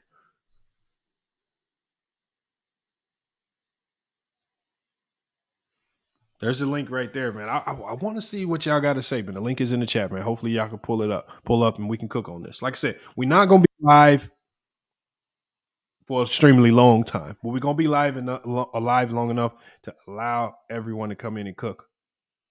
We got said different. He said Ticket mad. He's 6'7" and can't dunk. And, you know, Ticket. Look, y'all. Ticket had a really good basketball career. To go overseas and be an overseas pro for over 10 years. That's not a bad career. Right. I don't know if I think he can dunk. But you know, his career is what it is. It wasn't a Draymond Green like career. So that's where I say, when I said I think he more so admires a player like Draymond and hates him, I think Ticket looks at Draymond and is mad because he's thinking to himself, I could have been that. That was me. I did everything that Draymond did, but it didn't get me to that level. If I could have been placed in that same situation, I could have did everything that Draymond did. And like I said, when you go look up articles about what coaches said about Ticket TV, they said he was a great defensive player. He was essentially the Draymond Green of overseas. I don't know if he had the championships and all that stuff to go with it or the team, but he was a Draymond Green's type of player. That's the type of player he was. Knock down the three every now and then, hard-nosed, big, all those, man. That's not me violating Ticket. That's a fact. Like, how could I violate him when his own coaches said it? I mean, his stat line was very similar. Like, people got mad and thought it was a diss. But his stat line was the triple single stat line, just like Draymond's. Like, but at the end of the day, Ticket could be a triple single stat line guy, but he was still getting a ton of playing time, still on the court balling out there. Coaches still saw value in him, even though he was triple single. So it is what it is, man. That's not violating. Draymond Green is a Hall of Famer.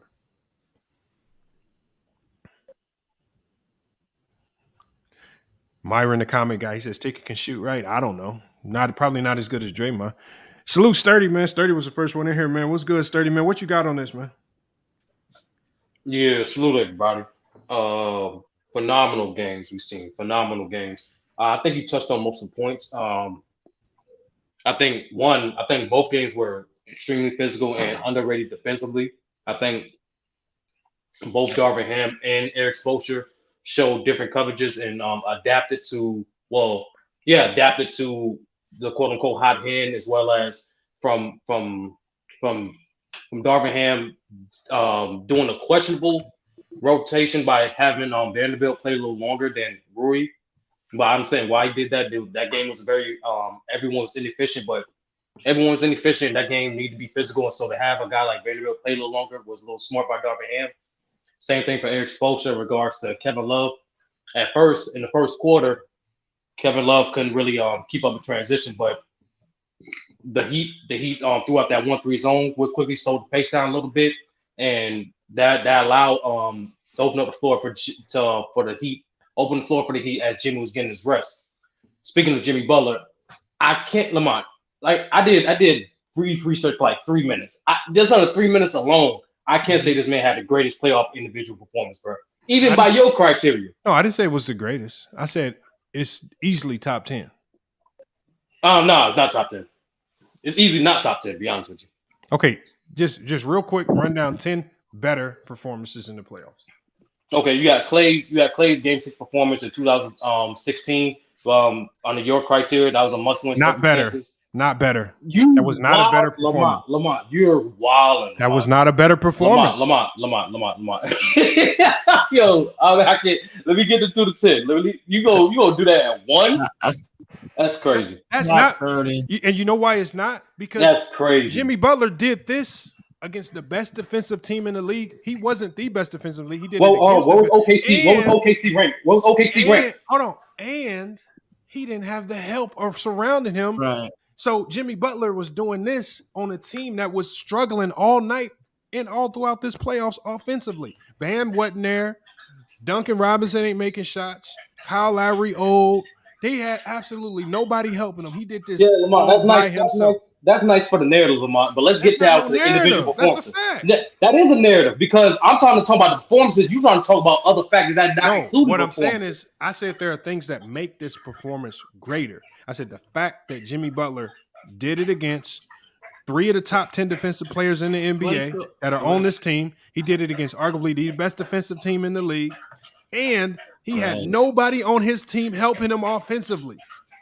He had nobody. They could have literally chose to double him, and they would have struggled to score the ball. Obviously, they didn't go that route, but there was nobody. There was nobody on the court who was a threat to score the ball other than Jimmy Butler. And once again, Lamont, that is a nice narrative, but I want to get down to these performances. That's context. Salute to you. So you can go on. So you can give your context, but I can't give my context. Hold on, go ahead. Run through the 10 performances. I want to hear. Okay. So we got Klay Thompson in 2016 on Game 6 against the OKC. We got Charles Barkley Game 6. We got Charles Barkley Game 6 against I believe the Golden State Warriors. My fault. Against Golden State Warriors, where he dropped 50. To remind you, he dropped 56 and at least 75% shooting that game. Then we got Tim Duncan Game 6 against the Nets, where he should have had an official quadruple double. Then we got LeBron, of course, Game 5 against the 2007 Eastern Conference semifinals against the Pistons, where a lot of people forget if they would have lost that game, the Cavs would be down 3-2. That's making the only one. That's the only one that you've named. Lamar, you capping right now. Hopefully everybody else can get a chance. Underrated one that should get more credit is Game 7 in 1970 with Clyde Frazier dropping 36 and 19 assists when Willis Reed, the quote-unquote best player of the team, was hurt. They did it against Wilt Chamberlain, Jerry West, Elgin Baylor. But okay, Game 7 in the finals. But okay, that's nothing. Then of course you got Shaq dropping 44-21 with 7 blocks against Game 1 against the Kings. This nigga talking about something like years ago, dog. Like no, nigga. My first one was 2016, nigga. My first one was 2016. 40 years ago, bro. Like, 40 years ago, I can go back to the most recent one, like Giannis dropping 50, 15, and 5 with on Game 6 against the Suns. Is that adequate? That's cool, my guy. You supposed to do that. You supposed to talk about the previews. You talk about black and white television, dog. He said, "What black and white television?" Basketball, though. I understand that, Mingle. What I'm saying is, I'm just saying we talk about the current basketball, but a lot of y'all niggas be converting back to hold on. I asked him to name the team. No, he asked me for moving the goalpost. Oh, okay, I apologize. But let me say this. I apologize because I hold on, man. Let her finish naming. I want to hear all of them. Let her finish naming. Yeah, but I apologize. All right, go ahead. Hold on, Sturdy. How many you named so far? Because I got to. That's like that was 6 right there. That was 7. That was 6. Oh, 7. 7. That was 7. Okay, 7. What about Magic Johnson closing out the game against 76ers and that's one. Okay, and 80? That's probably you've out of the everyone that you've named. There's only 2 of them that I feel qualify better than Jimmy Butler's performance. And you're capping right now, Lamont. You're capping right now. Bro, you can't come tell me no Willis Reed performance from the 70s. I didn't say Willis Reed. That's better than what you said. He said Walt Clyde Frazier. I said Walt Clyde Frazier, sir. Bro, my fault, Mingle. He just naming stuff. He didn't even see that game. Once again, Mingle. Well, actually, I did, sir. But like, once again, Mingle. He said what made the circumstances for Jimmy Butler so great was the context of it. What's greater context than you in Game 7 in the finals going against the Lakers with Wilt Chamberlain, Elgin Baylor, Jerry West. Your best player has went down this series, and you dropping bombs. You got 19 assists and 36 points. Okay, let's give you that one. That'll be 3 legitimate ones. But bro, you ain't said nothing that. No. Hold on. So and once again, Mingo, you saw he glanced over Charles Barkley elimination game against the Warriors. Yeah, I remember that game. That was a good game, Butler, but on a higher efficiency and with way more rebounds. But we're not gonna talk about it. You know, elimination game. People forget. I'm not taking nothing from Jimmy Butler, but that was. I just want to disagree with Lamont when he said that was a must-win game. But here's the problem: like all these games that you're talking about. You like when you talk about Barkley versus the Warriors, you're talking about a Barkley-led team that was expected to beat this Warrior team. You're talking about a Steph Curry or Klay Thompson on the Warrior team that was expected to beat that OKC team. We're talking about. Hold on, we're talking. I said that what makes this performance, the magnitude of it, much greater is the fact we're dealing with an 8 seed one versus the 1. The Miami Heat are not supposed to win this series. They were not supposed to be competitive. There was a lot of people predicted a sweep here, and we're talking about Jimmy Butler as an 8 seeded team with absolutely no help around him, going up against the best player in the league and the 3 of the top 10 best defensive players in the league, taking them head on by himself and single-handedly winning this game and doing it on both sides of the ball. He got every crucial rebound. He made every critical free throw. He made every big shot. And remember, these are all things that we've criticized him for. When I'm looking at the context, I'm also looking at the fact that they weren't even supposed to even be in this position to win the series. They're 8 seed versus a 1. Everybody that you talked about were higher seeded teams expected to be lower seeded teams. Wrong. No, I'm not trying to hear it. What Jimmy Butler did was one of the performances I said was Giannis Game 6 in the finals against the Suns. Right. Even by your assessment, hold on, for the chat and the panel, you can go back on this specific channel. Lamont graded an excellent assessment of who was going to win, the better team by his pronunciation assessment, which was the Phoenix Suns. Better record, higher seed, number 1 and number 2 in offense and defense. They were up 2-0, and Giannis come back to injury. You talking about going against the narrative? I don't feel like. What are you talking about? Hold on. I'm not finished. Hold on. You said favorites. We can come back to it. I gotta get everybody. What did Middleton do in Game 6, Jared? Hold on. Go sit down. I gotta get to everybody else. All these teams, like I said, y'all talking about teams. He averaged 20 points in the finals. Hold on. Let me get to Gerald Franklin. Go ahead, Jared. Gerald, what's good? Hey, can you hear me, Lamont? Not Jared. Anyway, Sturdy, I gotta address that. Gerald. Like Middleton averaged Gerald Franklin. The playoffs. Hold on, Jared. No, I was trying to get to Gerald Franklin. The guy below you, Jared. Fault. He's muted though. You got to take yourself off mute. Okay. Hold on. He's still muted. Go ahead, Jared. He's still muted up. Okay, so like I was saying, no, Middleton player than anybody that Jimmy has. Hold on, say that again. I said that Middleton that he's talking about in the finals, throughout the entire playoffs, he's the anybody that Jimmy has right now. I think Jared, you still lagging. But once again, Jared, that's why Lamont said individual performances. So in that game, Chris Middleton was horrible. That's why it was impressive when Giannis dropped 50, 15, 5, and 4. Yeah, he was.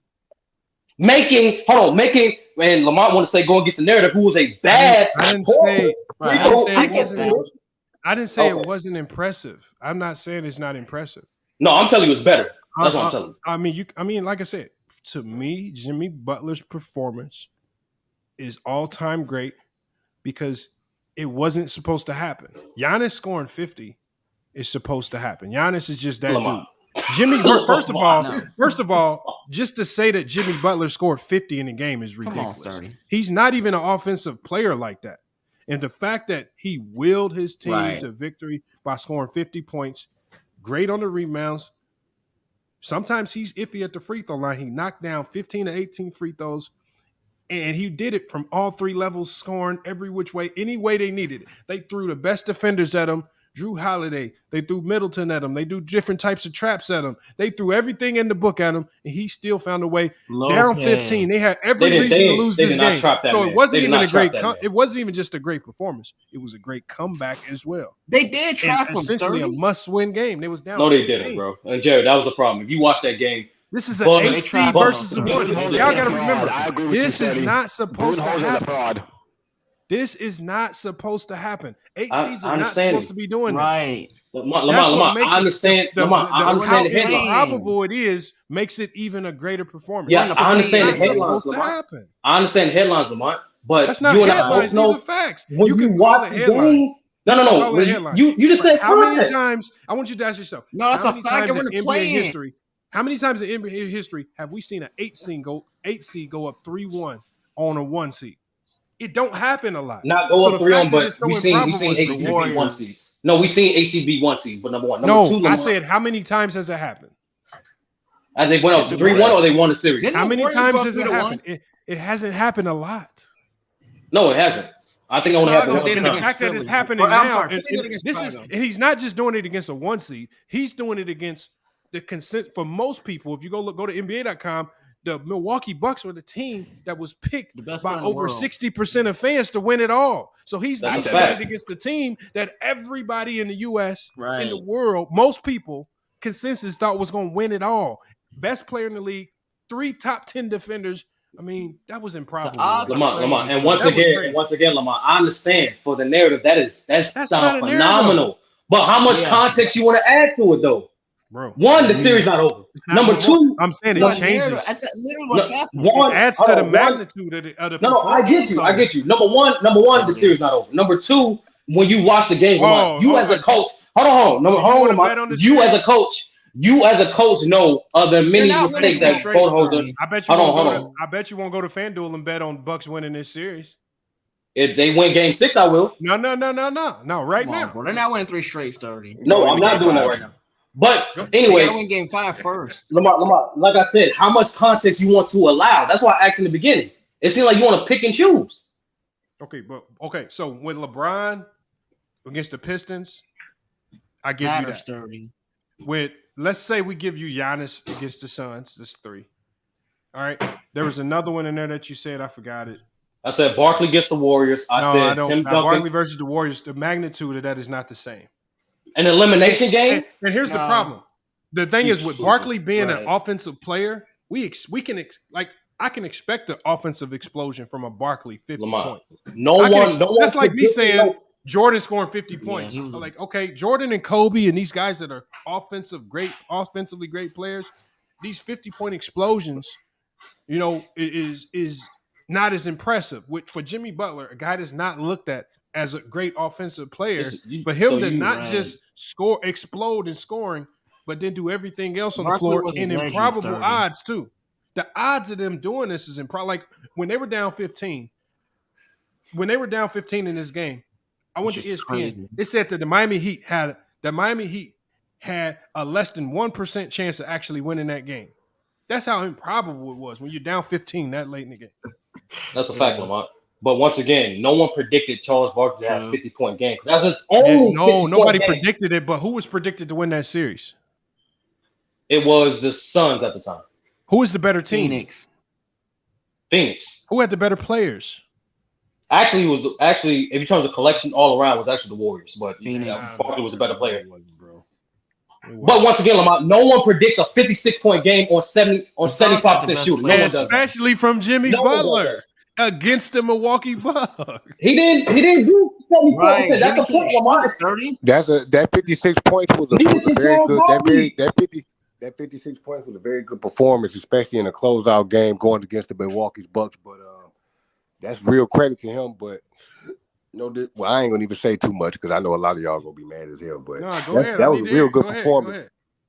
Well, sure, Jimmy Butler one of them top dogs, but he ain't gonna replicate that. What I'm saying is he's not gonna replicate that throughout the rest of this playoff run. Period. I don't real think talk, Lamar.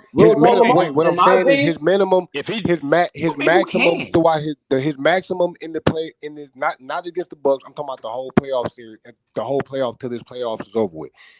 Jimmy Butler's maximum from now on will be like 45. He ain't getting no higher than 45. His minimum will be 30. Chad, are you just going off the consistency of Jimmy? Are you just going off the consistency of Jimmy Butler going back to back like that? No, you say it again. I can't. Your mouth too close. Say it again, sir. No, you good. I was asking, are you going off his not so much not him having superstar moments, but him having I'm not using none of that stuff that a lot of these people in these YouTube streams be using where they start pulling out. as reason why their actions is valid. Why I don't use that stuff where people pull out stuff to want to say things that will make their stuff be more valid. I'm just going off of the man himself, Jimmy Butler. Throughout his career, it's only been a handpicked time where he dropped these type of games, but it's not like something that he's capable of doing. It's like every blue moon you look up, you be like, damn, he put up 56, damn, he did that.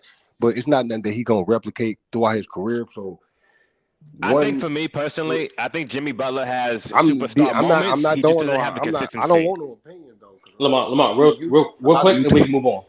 Lamont, real quick, we can move on. Be having opinions, but at the end they be wrong. Just like people were saying, I'm sure you heard about this FY Sports. People were saying that the Lakers weren't gonna get in the playoffs, but they got in. People said it's somebody. It'd be a lot of people that you follow. One of them be probably gonna pop up in here. They're gonna lose against the Memphis Grizzlies, but the Memphis Grizzlies down 3-1. But no matter what, it's red. I mean, it's funny to me, but I don't understand it. Hold on, let me go ahead and get to real quick, just let me salute my boy. Let me salute my boy Lamont, man. Hey, salute, fam. You already know, bro. Your boy Chan. Yes, sir. I'm gonna get to you here in a second. Let me get to Mingo Jesse. Do you think? Mingo, what are your thoughts on the two performances we saw from the Lakers? Man, Jimmy Butler performance was amazing.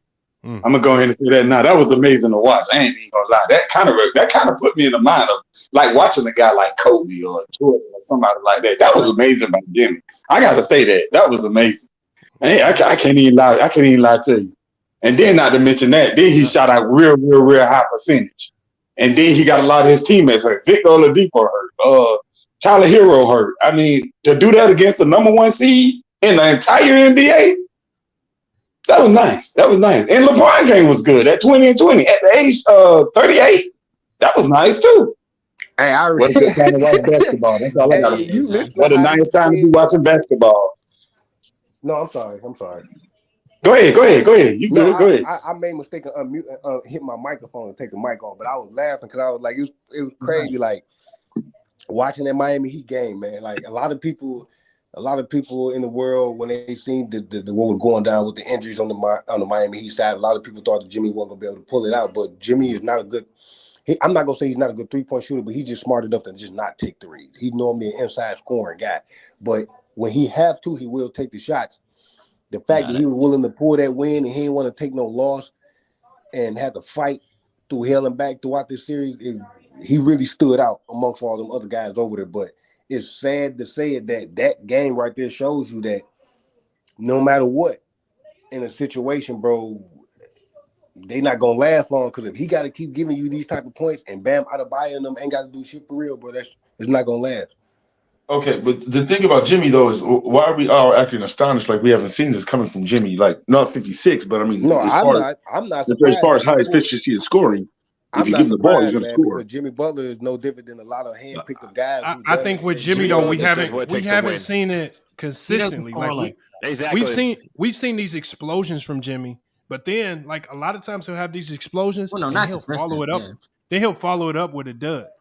Like I can't knock you on that. You're right, but so the thing is, and that's what separates like the guys like the Jordans, the Kobes, and the great scorers from guys like Jimmy, because he can pull it off every now and then. But now Jimmy is in a situation. Thank you. Where he has to follow it up. He has to follow it up with another. But he's getting that shot. But he's getting that shot to do it now, though. Before he had everybody else who was playing before him. He has a shot, but this is like if he wants to, like, obviously the odds are going to be stacked against him. So basically, you got to take it like Kawhi Leonard did, basically. Yeah. Like I feel like if they lose this next game in Milwaukee, it's going to be tough for them to win this series. I think they have to get it over with in 4-1 because Milwaukee's just not going to lay down. But we're going to really see. Like, I don't want they're not going to win in Miami. I don't want the future to take away from what he's already done.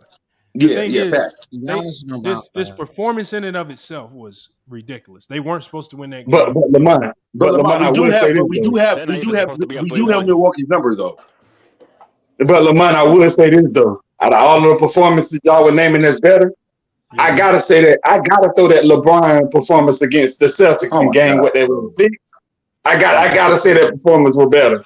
Bro, But you know yeah, how times you went to the line, bro, in that game, bro? You went to the free throw line like 50 times that game, bro. 15 and 5. So what, man? What the fuck y'all complaining about that for? Free throw's a free throw. You Bro, fouled free it. throw, man, bro. I'm just that game. To me, Ain't no wrong with y'all. listen, man, y'all got to I'm a crazy Dwayne Wade let's fan, go right? one at a I'm time. a hold on, y'all got to understand. Dwayne Wade. The Celtics were down in that. Let's go one at a But you time. got to understand, the Heat were down in that series 3-2. They was down to the Celtics in that series 3-2 before LeBron did that. Right, but What I'm saying You to do you, know that, right? they were what I was supposed to win thinking, though. They were supposed to. You do know that, right? I just want to Right, but think they were what man supposed Justice to said. beat the Celtics. They were a 4 seed. Just because dude, why y'all keep saying that? Just because you're supposed to do something, don't mean it's gonna happen. Why you keep saying that? No, but just That doesn't mean anything. That's what's supposed to happen. Nobody expected the Heat to win. Nobody expected the Heat to win, and LeBron still had D Wade next to him. Who the hell does? Hold on. Well, D Wade was a winner before LeBron got there. All I was saying was he had D Wade next to him. So who did Jimmy Butler as his number 2 next to him? Bro, what? well, in Philadelphia, he would have had a lot of number 2s if they were smart. Hold on. So that's on them. Real quick. For the guy that brought up D Wade, what did D Wade do in Game 6 for that game? Against who? What did D Wade do in Game 6 in that game?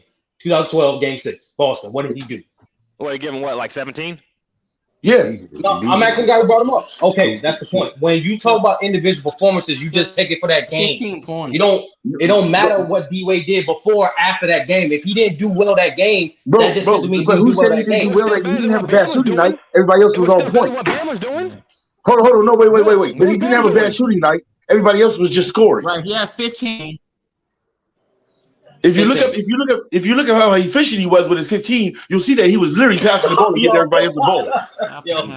D Wade had 17. Hey, hold on, y'all. Everybody involved that game, bro. He didn't even score 20. One mic. We off the topic, y'all. Let's get back to LeBron performance and the Jimmy Butler for. Let's lock in. All right. We talking about we got the D Wade and all this stuff. Back to the LeBron, the Jimmy Butlers. I like both of them performers. Those were both People be hating on LeBron. Man, this nigga gonna shut. Who hates on LeBron? Who?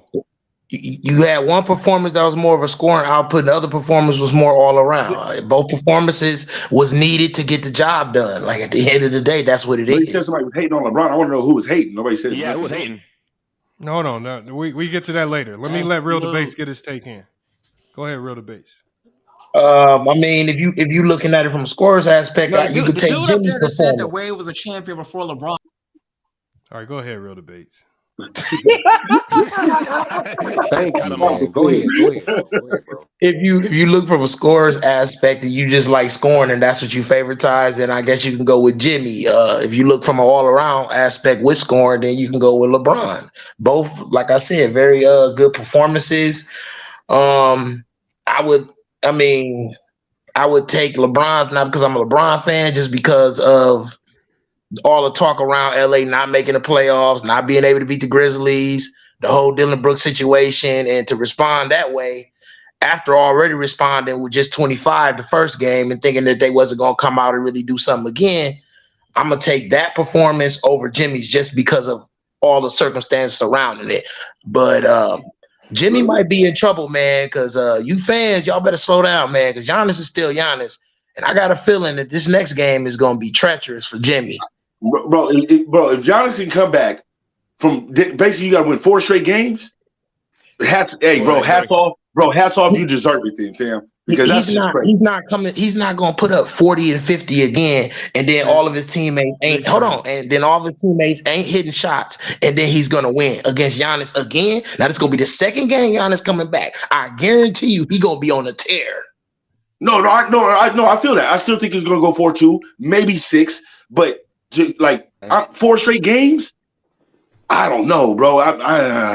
That's kind of hard for Miami because we play the same style of defense as them. That's why we have their numbers so well, and that's why we're able to, deflect a lot of things that they do in the paint. Now Giannis is a big loss, but we can still neutralize Giannis like we always have. Yeah, but I ain't gonna lie, Giannis only scored 26. But he was dominant. He was basically getting to his spots, doing whatever he wanted. And the one thing he don't get credit for is he's a much improved passer. The passes he was throwing was ridiculous, bro. Not even the passes, it's 3-point shooting right now. This is outside shooting is getting way better. Yeah, but I think the lethal thing, that combination with him and Brooks. I feel like he still should have guarded Butler, Lamont. I mean, even if he guards Butler, like I said, if you put Giannis on Butler as a coach, I'm gonna love that because now all I have to do is screen you with Bam, and now I got a favorable matchup. Well, maybe some of the game, but you don't want to get your favorite player either in foul trouble or you don't want him to get tired and not shoot the ball on the other end. Sure, but y'all act like just putting Giannis on Jimmy is gonna slow him down. When somebody's cooking like that, I'm gonna run screen actions. Well, no, I don't want to risk no foul calls, no dumb little foul calls, and foul trouble. Well, that too. That's what I'm saying. So, like I said, just putting Giannis on him, it's not gonna work. Like that's just not gonna work. The only way that's not going to work is if his teammates is not rotating and doing what they need to do to help. Because if Jimmy Butler continue to do what he do and Giannis is not guarding him, all of that best player stuff is out the window, bro. Giannis, I'm telling you right now, keep on doing this. Putting Giannis on Jimmy Butler would work if he was a jump shooter or a 3-point shooter. He could chase over and contest. He'll get another putting his head down. Jimmy's using these screens. He's putting his head down, getting to the basket. So and you don't want to risk an injury like that too, jumping or something. So if you put Giannis in a pick and roll, and now he's chasing over, playing from behind, you're putting him at a disadvantage. Yeah. He's not going. You want to always keep Giannis in front with his length, contesting at the rim. They better do something, dude. They got to do something. You don't want him chasing Steph Curry around. The one thing the Bucks can't do. The one thing the Bucks can't do is they got to start putting them. No, they cannot panic and act like Jimmy's going to do this again. This was a once-in-a-lifetime performance. We will probably never see Jimmy do this ever again in history. Come on, man. Hey, give Jimmy B a little bit more credit to that, man. Come on, LB. That's facts. I said it in the comment section, bro. If they overreact, and because what's going to happen is if you find yourself overreacting and you doing all this weird stuff like putting Giannis on Jimmy, the only thing that's going to happen is you're going to wake up somebody else. And you're going next thing you have Duncan Robinson hauled off and hit 7 threes on you because you didn't put so much attention on Jimmy. So that's really what I'm waiting for. All I'm saying is if you're not stopping Jimmy, and you can get a few. All I'm saying is this: if you're not stopping Jimmy, and everything you tried is not stopping Jimmy, and you ain't tried Giannis, but you're too scared because you think the shooters is going to burn you and Giannis not going to be able to trail that pick and roll, then I guess you're just going to lose then. I know, but y'all act like Drew Holiday ain't the best perimeter defender in the league. I was going to say that. Drew Holiday got it. Let him do his thing. He can't guard everybody. Okay, well, Lamar, you agree with this part, though, Lamar? Like none of the stars can really be guarded. It's literally on them to have a bad off-nighter side. Small, Lamar. No, like you're like a Jalen Brunson. Like Jalen Brunson is small, but you're not gonna stop him unless he's having an off night. No, what I'm saying is, Jimmy just was. He was just okay. Giannis can guard him, but you're gonna compromise. Like if you move Giannis away from what he's doing now, something else is gonna get compromised. Yeah. And remember, Jimmy last night was playing high IQ basketball. Yeah. He wasn't taking dumb shots. He wasn't forcing nothing. He wasn't rushing nothing. So if you make that switch, Jimmy's only just going to change his style up. And he's going to go from scoring 50, he might score 18, but he's going to have 10 assists. He's going to have 9 rebounds, and some other guy like Kyle Lowry, Duncan Robinson, they're going to have 4 or 5 threes, and somebody else then let you up from somewhere else because you didn't create big holes in your defense because you're trying to do too much. And not going back to Dwayne Wade, but that's literally what I was talking about with Dwayne Wade 17. There's literally other things you can do on the court that can literally bring your whole team into it, like LeBron. He got 20 and 20, right? So he didn't have to score 30. He didn't have to score 40. He just literally had to get you 20 and 20 because everybody else was balling out. You don't always have to ball out every game. You just have to be efficient in how you're playing. It sounds like you're saying the Bucks can't win, LeBron. It sounds like you're saying the Bucks can't win, bro. No. I know the Bucks are not going to win the series. No, I said it from the beginning of the season. Hold on, what'd you say, Sturdy? No, what I'm saying is we gotta. All right, number one, you're not gonna put Giannis. Yeah, Lamont, you're right. You're not gonna put Giannis on from a schematic standpoint because he's more impactful as a help defender than a one-to-one defender. But can we not pretend like this dude is not like compromised? Like let's not pretend like that's not happening. Number one, number two, number three. The problem is Lamont. Jimmy been averaging even before that performance. He was averaging 30. The reason why. Budenholzer was just settling and having just single coverage on him. That's the now outside. I do agree with you. Majority of these wins 2 of these 3 Heat wins have been out of body experiences, either by Jimmy individually or by game 1 when as a team they shot 60% from 3. They don't do that. But Bud do have to do a better job in disrupting Jimmy Butler's rhythm because that's how he be getting off the entire series. The one-on-one matchup been taking his time, no matter who it is, whether it be Holiday or Middleton. He's not seeing multiple bodies, especially only time you see multiple bodies is when you get past him for the drive. And this for this particular series, Bud has to make an adjustment. He got to start trapping Jimmy a little more higher, a little more quicker to get the ball out the hands at crucial moments. You can't allow Jimmy to like, all right, cool. Now we have the high heads. Now I got Brook Lopez in front of me. Now I can take a rhythm mid-range shot all day, every day. He got to change that defensive scheming up because real talk, Jimmy Butler is the only guy on the Heat that's been consistent. So yes, I do. They shouldn't over-exaggerate by trapping him damn near every possession, but they should definitely during key moments pressure him to get the ball out of his hands because Bud just allowing one-on-one coverage is unacceptable, especially during that game. That game, Jimmy scored like 4 buckets straight, and then Bud didn't call timeout at all. He decided to call timeout. Like, what you doing? Like, that's an NBA player. I've been saying that he's in rhythm. Holder is a fraud. Well, I think sometimes you got 2 styles of coaches. You got some coaches that are let their team play through issues and don't want to disrupt rhythm, so they don't call timeouts. And some coaches call timeout. Like calling timeout don't really change nothing. Or you got the Tom Thibodeau's that'll sit their best player and like you ain't having a good game. And then you also have to. You don't want to do. You don't remember like Steve Kerr said. Sometimes when you burn timeouts that you don't really want to burn, you throw the timeout count off, and you have your star like Steph Curry almost cost the team a game because the timeout count's thrown off. Now you're cold. So but like you say, timeouts is like calling timeout don't save you. It don't really save you. No. I mean, But I'm saying, Lamont, honestly, this is one of the worst performances I've seen Jrue Holiday have from both sides of the ball in this game. Right? That was that's not. No, because I understand majority of the time Jimmy was making contested awful shots, but he was still fouling. He was still fouling Jimmy unnecessarily at times. Jrue Holiday's defense. Jrue Holiday, if y'all watching this man's defense on Jimmy, this man is playing elite defense, bro. Jimmy Butler, Jimmy's just getting better, bro. Hold on, Chan. Jimmy is making unbelievable shots. Like the man is making unbelievable shots.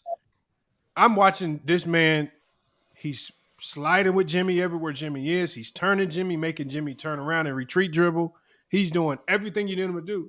Jimmy is just on fire right now, and you just got to give him it to him. Like I don't know what more you want him to do. He's the best perimeter defender in the league, doing the best he can. Hold on, real takes. Hold on, real debates. I said, Lamont, Jimmy was taking tough shots, but taking and making tough shots. But Jrue Holiday overall was having a horrible game. You as a coach. You can't because horrible shot selection. Horrible shot selection, misuse of the clock. The fact he got stripped like that for no reason at the end of the game to give Jimmy a free transition dunk, all those things was bad. So one, you can call timeout to compose him or sub him out for a better guard. Because as a coach, you still have to make that awareness. Okay, Holiday don't have it in spurts, so I have to use him in spurts tonight. Then play his usual minutes. Who are you gonna sub out for Jrue Holiday? But who you gonna sub for Holiday? I said for sparing minutes. You stagger. Me personally, you stagger his minutes with Ingles.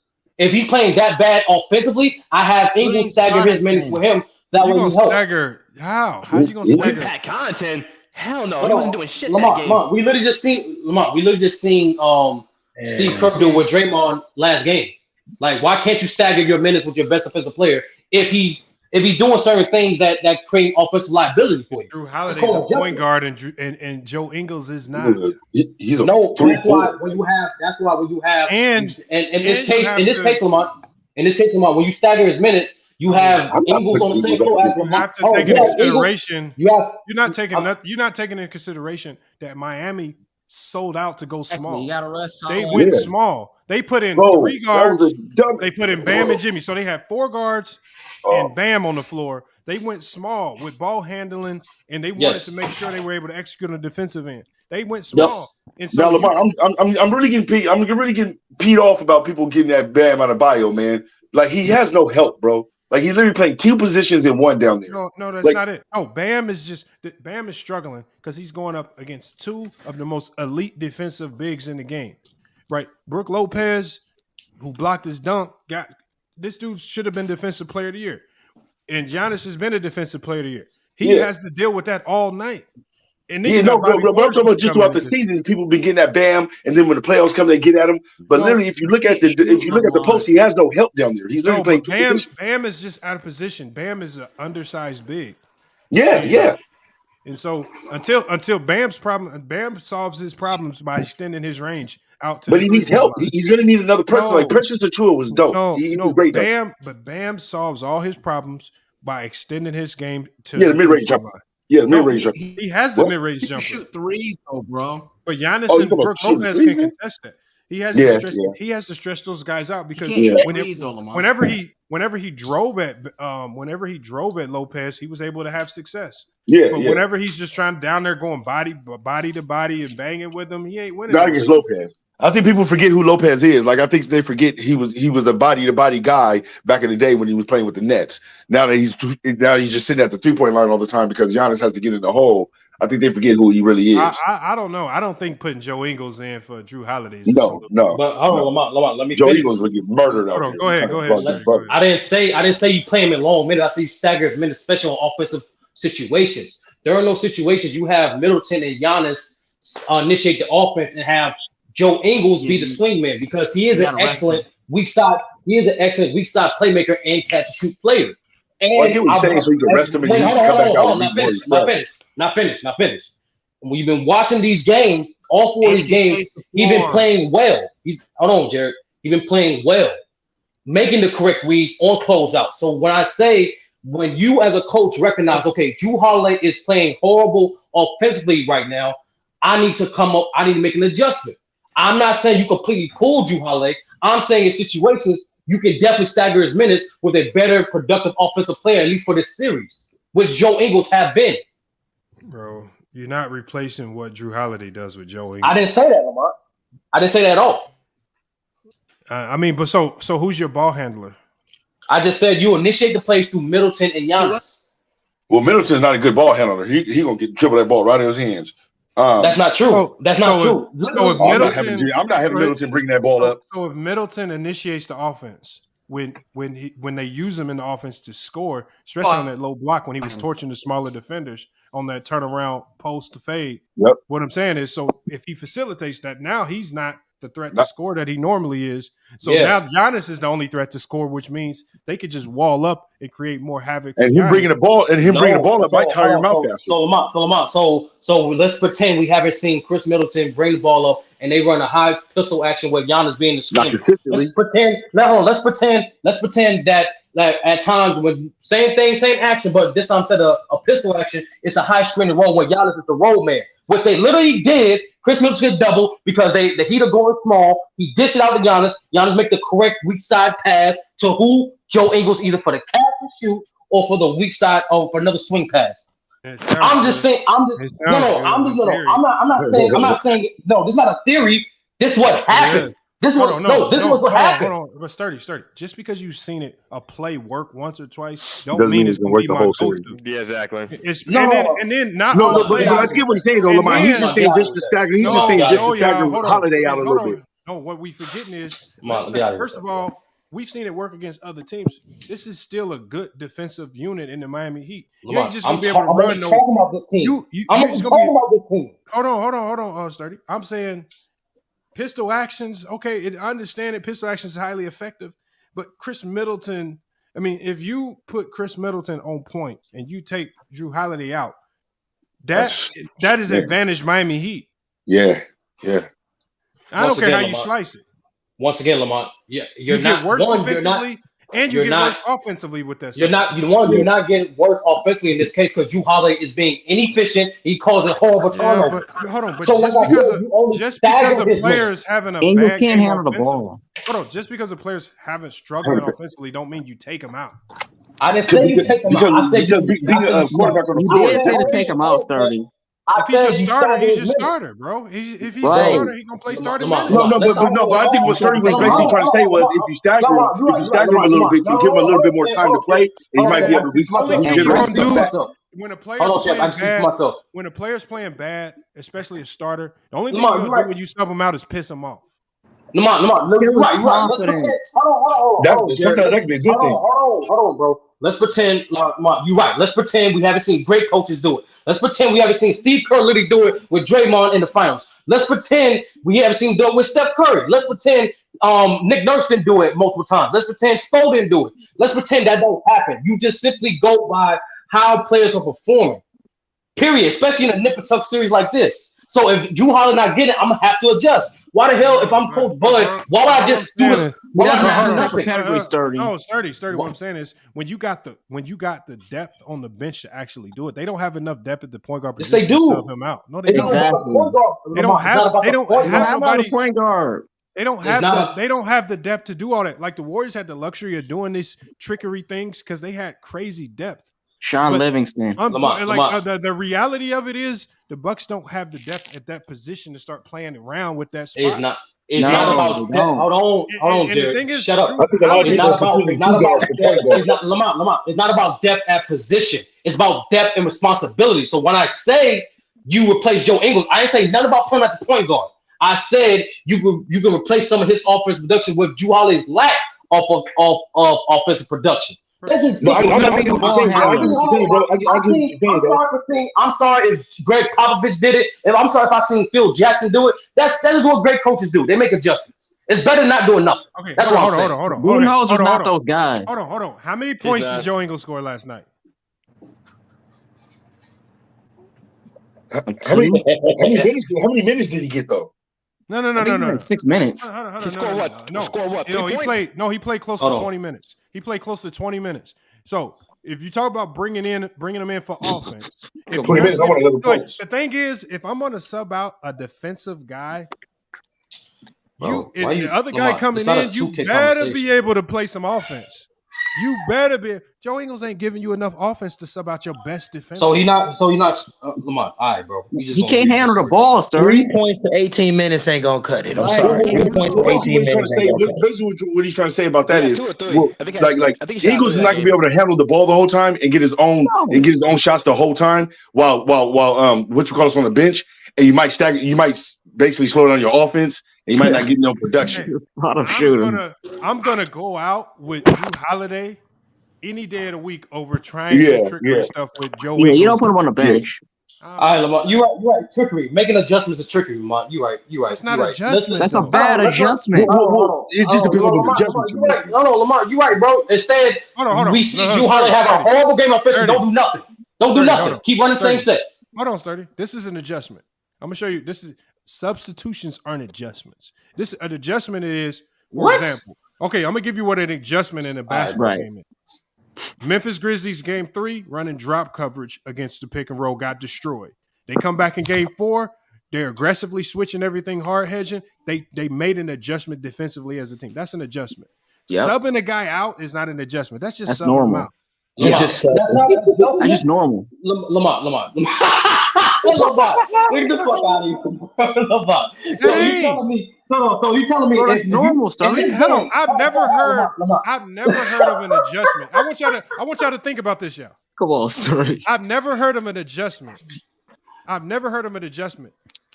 Saying I'm adjusting by taking out my best absolute defensive player and I'm bringing again in a guy that's horrible, not as good defensively, and he's not close offensively. My adjustment is to put in a worse player. How is that a good adjustment? And he's old, Sturdy. All right, no, Lamont, you're right. My fault, Lamont. This is narrative. This narrative on Tuesday. It's not a narrative, Sturdy. No, you're right, Lamont. It's narrative Tuesday. Doing key substitutions when matchups and you're right. That's not adjustment, Lamont. You're right. Substitutions ain't. You got it. It's not an adjustment. You're right, Lamont. You got it. You got it, bro. It's not, bro. You're right, Lamont, hold up real quick. Would you agree, though, that if a certain player just doesn't have it going, don't you think at some point you might want to bring him out just for a little bit to try something new? If it's At my that starting point guard, no. You can't. Because here's the thing. With There's just some positions you can't stay away from. What I'm saying is, in this game where the Bucks, even with Drew Holiday offensively playing bad, they were up 15 points at one point in time in this game. Right. They were. So the fact that they controlled the majority of this game, it wasn't about his offense because they were up. They were up 15 points. No, it was about him being a coach on the floor. It wasn't his offense. They were up 15 points. They had why did they get 8 points off his turnovers alone, Lamont? Okay. That's just turnovers. Hold on. Turnovers happen. Hold on. Hold on. Look, y'all. Drew Holiday only had one turnover last night. So I don't know where this 8 points off of turnovers came from, but he had one turnover. Lamont, all right, bro. All right, Lamont. Okay, so how did he have? So look, we just said about efficiency, right? We don't need to draw up a new shot where you get 8 points off one bucket. He had one turnover yesterday. I can't change that. That's great. That's great, sir. Lamont. Hey, Lamont. You're right, bro. Substitutions is not an adjustment. Drew Holiday did not play too well when Bo Hurster didn't have to make an adjustment. You're right, Lamont. No. What I'm saying is, when your starting point guard isn't playing well, there's really no adjustment for that. You just kind of have to figure it out and play through it because with most teams, your starting guard is your best guard. That's your best guard. There's really no true fix for it. Like if Steph Curry's not making shots, what they gonna sub Steph out and we gonna put Gary Payton He's your in? table setter. And it ain't really no fix for it. It's just some players that they don't have backup ball handlers. You're right, Lamont. Every substitution means you taking them out the game permanently. You're right, Lamont. You got it. No, it's just substitution. Permanently stagnating his minutes. No, but staggering. But Sturdy, what you're saying is if you bring Joe Ingles in that manner, you completely have to change up your whole entire philosophy. Anyway, you run that whole offense. No, you don't. But okay. They will put him in pick and roll every time, Sturdy. But you have to adjust your offense. You have to change your offense now after taking Holiday out and putting Ingles in. Because who's their ball handler? And defensively, and defensively, you can't do the same things. Yeah. I'm not gonna rely on We didn't see Draymond. We see the Warriors' best defender, Draymond, minutes get staggered in Game 4. He was horrible on offense, though, Sturdy. But no. But the thing is, I said the Warriors had the luxury of having the depth to do so. The Bucks. Who's their backup power? Right, they had Kuminga. No, who's their backup power? Because remember they had that chance with the Looney. Remember, Looney was playing well. Fantastic. They said Wiggins was versatile defensively. He could play the 4 or the 3. Yeah. So he could, yeah. and then so they had the versatility to play around with different things. So you're saying even though Wiggins don't play and Looney don't play the power forward position, they can still contribute to some of Draymond's great responsibility. And he can play the 4. Wiggins, even though he's not the facilitator that Draymond is, he still can facilitate enough to where you can run your offense the same without completely changing everything to make that change. Wiggins is a horrible offensive player too. Wiggins is a horrible passer, right? So literally he can help your defense out. No. Wiggins can pass though, Sturdy. He's a good passer. A horrible playmaker. What the hell you been watching? Not, bro. What the hell y'all been watching? He's an improved playmaker, Sturdy. He's not a horrible playmaker. He's not horrible. He's not horrible. I'm not looking at Wiggins like that. I highly doubt that they're going to forget about that and one Joe Ingles got cooked on. So if you want Joe Ingles to be point guard or whatever you're talking about, he's going to get barbecued. Jimmy going to put up 60. Jimmy going to put up 60. With your lineup, Jimmy is putting up 60. Exactly. In my mind, I'm running Joe Ingles at the point. You're right. I don't know what you're running. You just talking about as far as giving Drew Holiday a breather so he can come back in refreshed, revamped, and maybe think a little bit different. Breathing is not good. He don't need to breathe. I can get where you're trying to come from with it, but it's just certain positions on the court that you can't really bring somebody in to replace. They would absolutely force him on defense. Bro, you got to play 40-something minutes. You got to do that, bro. This is the playoffs, bro. You can't afford to sub people out and do all this goofy stuff, bro. This is the playoffs. We seen LeBron play 48 minutes. Dang. Is you serious right now, Sturdy? Bro, y'all niggas slow. Slow, Sturdy? No. But the one thing, I was thinking about this the other day too. I'm thinking because I was listening to another podcast and they were calling like Darvin Ham bad because he didn't make these subs, and it's just like when you in this position and like they keep saying these coaches need to make adjustments. Like it's not as easy as it sounds. Like substitutions don't fix all your problems. Like subbing in a guy here and there. Like when you whenever you substitute a player in, you want to maintain synergy as much as possible. You don't want to bring in like I'm not subbing in a center for a point guard or a power for a point guard. It completely disrupts your synergy and it changes too much. Now you got to change everything, run different plays. I want synergy. It does also depend on what player you bring in, Lamont, because you can bring in, you can sub in for a different position, right? But if literally the person that comes in is not efficient enough in the position, but a lot of the guys that can play multiple positions, these are usually guys that are making a ton of money and they're not easy to come. Yeah, they're your stars. Yeah, and that's where it comes hard to sub them out and in and out for because of that reason. And it's just, like I said, it's just certain players that you can't do it with. You can't sub out Holiday. I get how some. I mean, I would never as a coach look down my bench and see Joe Ingles and think about calling his name. He's not the same. Don't be doing him like that, man. He wasn't saying it like that. I think he just using Ingles as like an example. Maybe Javon Clark for a few minutes, but he's too slow, Sturdy. Hold on, let's progress the conversation now. Right. You're Budenholzer. Jrue Holiday is horrible offensively tonight. We need this win. What are you doing? If Jrue Holiday's horrible offensively, and he's my starting point guard, I'm going to say, this is what I'm going to say. I'm going to say, stay aggressive, keep playing defense, and it's going to work itself out. You're my starting give him confidence. I'm not going to bail out. I'm not going to bail out on my starting point guard. And find a hot hand. Find a hot hand. Come on. Hey, bro, that's a great speech, Doc Rivers. That's a great speech. But that's what you got to do, Sturdy. That's what you tell your point guard, though. Who benches really starting point guard for nobody does that, though. I didn't say benches. Nobody subs out the starting point guard. Lamar, so basically you said do nothing. You basically said do nothing. Basically, What I said was if I do any subs, right? If I want to take anybody out for Jrue Holiday, if let's say it's the second quarter and things ain't going his way, he's struggling on both sides of the ball. Maybe I can go with Javon Carter for a few minutes. Yeah. Right? But you can't go too long without Jrue Holiday on the floor. He's too important to both sides of the floor. Yeah. Because so that's fine though. So why do I say what does stagger mean? Exactly. What does stagger mean? But Lamont, I'm not asking. I'm not talking about substitution. I'm talking about just you. What adjustment would you basically? But what I'm saying is, if you stagger, okay. So first of all, they got pre-planned substitutions for everybody. So. Right. Joe Ingles, when he comes in, he's probably coming in first for like a guy like Grayson Allen. So if you got Joe Ingles in because you don't like something going on with Jrue Holiday, now who's Grayson Allen's sub? Because it's going to disrupt everything you got going on. And who's your ball handler? Over Grayson Allen, though. I think I would try to start Ingles over Grayson Allen to see how that works.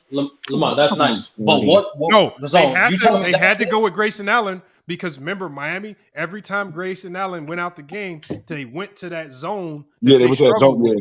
But remember, as soon as the third quarter started and they got back in that zone with Grayson Allen on the floor, he immediately knocked down the three.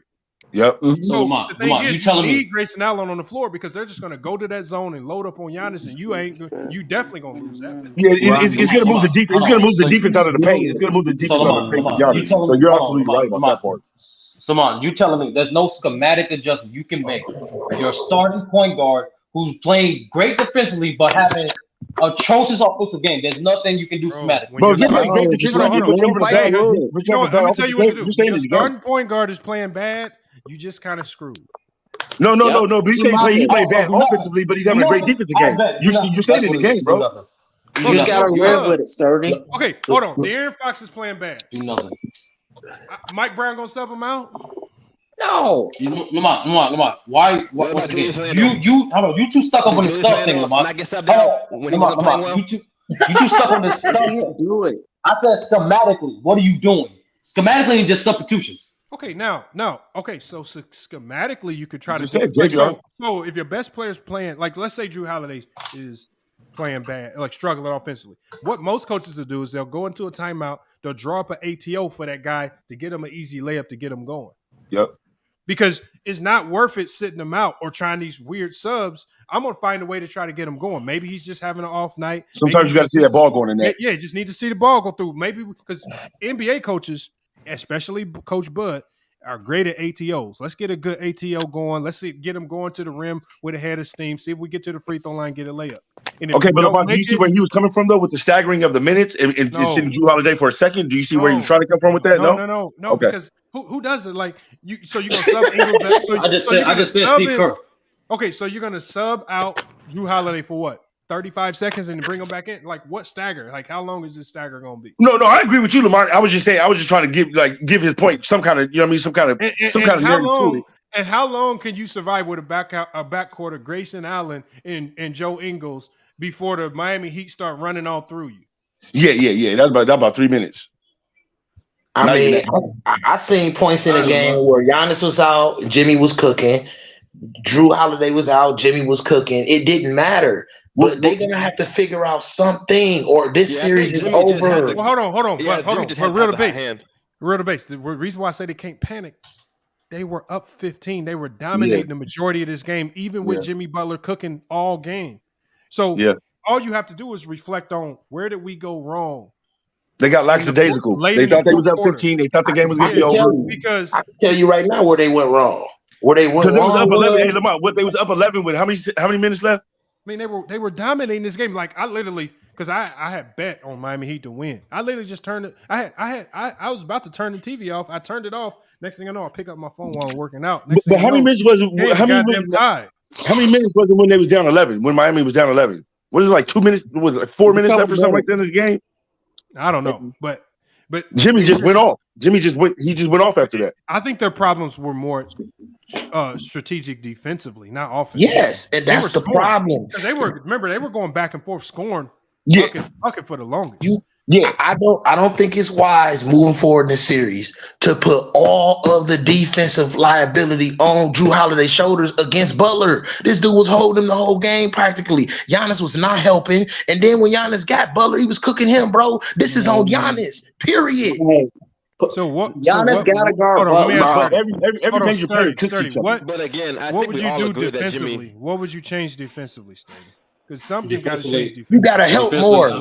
Defensively, I'm not allowing Jimmy Butler to get in the rhythm that easily. Right. You watch all 4 of these games, Lamar. Every single time Jimmy scored back-to-back points, Bud just once again just let him get any type of ISO he wanted, any type of matchup he wanted. Like in those moments, I'm like, nah, we're not gonna allow this dude to get in the rhythm. We're gonna trap him in those moments. We're gonna rotate out, and we're gonna get the ball out of his hands. Like, but haven't you seen Jimmy get into a rhythm and then get out of a rhythm too in the same game? No, but forget all that. Forget all that. The point is, allow him to start it though. No. But what I'm saying though is, as a coach, right? If you know who Jimmy is, you're gonna let Jimmy do Jimmy sometimes, because Jimmy sometimes is not gonna be a good Jimmy, right? Hey, so you're gonna go with no. But Giannis right away has to guard Jimmy. Get off another 50 bomb. I'm not saying that Giannis got to guard Jimmy and all of that. What I'm saying is, I clearly seen Giannis not helping. I clearly seen Giannis getting dunked on late helping. I clearly seen him not doing his job, bro. You a DPO. You one of the best players in the league. You got to do better, bro. You have to do better. Yeah, but you don't want to double team that. You don't want to double team that. One mic. Hold on. I was saying, give Spoelstra credit for putting Jimmy in a ton of spots on the floor where it's just hard to trap. Like if you look at where Jimmy was attacking from, usually the left or right wing deep enough to where if you did send a double, he could see it coming from a mile away. Yeah. Like, so Spoelstra did a good job of putting him in a situation where y'all better not double him, and he kept putting Duncan Robinson on the floor, or guys that can knock down that three, like Cody. I think it's Caleb or Cody Martin. Caleb Martin. The thing is, if you leave just a few competent shooters on the floor, if they start sending that double, they're just going to expose themselves. So Spoelstra did a good job schematically of putting Jimmy in a situation where they had to guard him one-on-one. You gotta switch it. You gotta live with the shooters. I think people think too much of our backcourt not being shooters, but we literally have a lot of shooters. It's just the consistency of which our players are going in and out, rotating our lineup. It just doesn't fit sometimes. So, but we have shooters, like we have players. If they don't switch and Giannis don't help more, because he did it, bro. I don't care what nobody say. I just looked at all 56 of those points. I seen Giannis, big tall ass, sitting up there a bunch of times, and he was not helping. If he don't help and do what he's supposed to do, it's over. And I don't want to hear nothing about him being the best player no more. I don't want to hear nothing about him being the best player no more. Hold on, I'm gonna pull up the highlights. I agree with that. Narrative Tuesday. Hold on, let me pull up these. I need to see these highlights to see if Giannis truly could have helped. Yes, I gotta see this. Let's see. He was lazy. Okay, but can we give Giannis a little bit? Can we give Giannis a little bit of leeway? He was supposed to block that dunk, but he was late helping. Right, he got lazy. I know, but wait. But can we give him a little bit of leeway with that back injury, though? Man, I don't want to hear nothing about that. Yes, bro. Yes, we can, bro. Yes, we can, bro. They need to stop hating on Giannis, bro. Y'all is hating on Giannis, bro. He was out there, Y'all bro. is trying to do anything to diminish Giannis, bro. Anything, bro. If he lose this series, where Giannis gonna rank all time if he rank this lose the series? You gotta step up. The same way. He's still gonna be at the same rank if he loses. Listen, hold on, wait a minute. Hold on. This is my question to SF. I just want to blame somebody, bro. I just want to blame him for everything. Hold on. This is my question. I got one question. Can you have it both ways? Can you say, well, you know what? I'm injured. I put up 50 points. I got us through the series. I'm the man. Or you could say, or I'm injured. I didn't put up 50 points. We didn't get through the series. Don't blame me. You can't have it both ways, homie. If you lace them up, it's on you. If you lace them up, it's on you. I was really asking a question for the panel, though. Yeah, what's up? No, but I'm saying, so for the guys that are just coming back from injury, I mean, do you guys hold that standard for every single player? Yeah. Across the board? Yes. Ever lost due to injury? Okay. Yes. Okay. Bro, no, bro. That's not, bro. Bro, that sounds crazy, bro. No, it doesn't. Bro, that sounds crazy, bro. Everybody, bro. I didn't listen. Hold on, bro. We all keep talking at one time, bro. I'm not finna keep doing it with you grown ass niggas, bro. Thank you, SFM. Please. Listen, bro. All I'm saying, if Giannis lose this round right here, this gonna diminish his ranking or bring it down. No. We didn't say that. We didn't say that. No, I'm just saying though. I wanted to bring that because everybody they trying to make that a factor. If like Giannis, this gonna diminish Giannis' career. This not gonna diminish Giannis' career if they lose this round. No, how? It's not gonna diminish his career all time. When you get up to that standard, though, everything. Okay. Listen, let me ask something. Do you know how many all-time greats got first round exits? Do you know not that many? Not that many. All right. Well, look. Let me say the ones that you do know. The great Hakeem Olajuwon got 9 first-round exits. Okay. And Shaquille O'Neal got 6 first-round exits. He had 3 first-round exits, and he had 3 first-round exits before he had got Kobe Bryant. Gotcha. With Orlando. So who was he losing to though? He lost to the Indiana Pacers. He had lost to the Jazz. And he had lost to somebody else. How many does LeBron have? But he lost to Hakeem Olajuwon. He lost to Hakeem. Those were 8th seeds though. SFM. I want you to name. Are we gonna let other people talk in here, or are we just gonna all just talk? Excuse me. Go ahead. I was letting you talk, bro. Excuse me. Are we gonna let other people talk in here, or are we all just gonna all talk and scream? Go ahead, SFM. Jump in, bro. Bro, we letting you talk. Go ahead. Go ahead. Go ahead, bro. Go ahead, bro. Bro, is you gonna go? I just want to say, okay, let me fucking talk. Let me fucking talk then. You haven't said anything.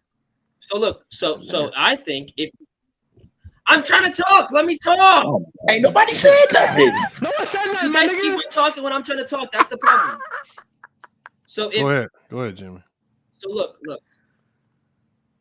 Look at you again. Look at you again talking. Look at you again talking, bro. That's the problem. So look. This is what I'm trying to say. It's as simple as this. It's as simple as this, bro. As simple as this.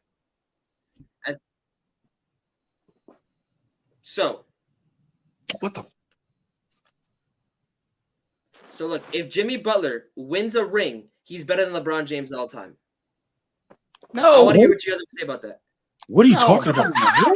Bro, hold on, bro. You made us excited for that. Drop this man backstage. Drop this man backstage. You made us get excited for that, bro. We waited all the time for that, bro. Are you serious, bro? Come on, bro. Nobody even said that, bro. Like, nobody even put that near the table, bro. Like, that's not even on the. That's not even on the menu.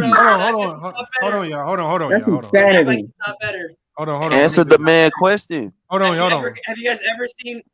Have you guys ever seen LeBron James do what Jimmy Butler did last night? Yes, bro. What are you talking about, bro? LeBron do that, bro. Hold on, y'all. I'm not gonna do that. Answer my question. Have you ever seen what LeBron James did? I need to get his take, man. You haven't. Hold on. I need you just to explain this to us, Jimmy. Just explain this full take to us. You have never seen that before, bro. I'm telling you. Yes, I have, bro. What kind of take was that? We were just talking about the Boston series where you did it. It's a good take, actually. Have you ever seen LeBron James do that shit before? We were just talking about the Boston series when he did it. Wait a minute. Let me speak. Just elaborate on it, Jimmy. Just elaborate. Can I please elaborate? Yeah, but you asked the question. Excuse me, can I please elaborate on what I was saying? Talk, nigga. He's trolling, bro. I'm not trolling at all, actually. Nah, he's trolling. Bro, let him get his shit off, bro. I'm I'm not trolling one bit. Let me finish my statement, please. I'm literally not trolling at all. I'm being dead serious. Go ahead. Let me finish what I was going to say. Off the mic, bro. Right. So look, if you switch LeBron James and Jimmy Butler right now, you put Jimmy Butler on the Lakers and you put LeBron on the Heat, they're getting swept by the Bucks. And then Jimmy Butler is beating the Grizzlies easily. They're easily beating. It's that simple. It's that simple, bro. Well, we don't know that for sure. That's common sense. That's Use common sense, bro. We know. Bro, that you adjust your game to the people you're playing, bro. LeBron can put a 56 if you want to put a 56 if you need to. Exactly. Common sense. You know that's the truth. We're talking about LeBron James, bro. He can't put a 56. Are you kidding me? LeBron doesn't know what he's doing out there, bro. He looks lost. Man, stop trolling. FYF, I am in attack mode. I want to address SFM.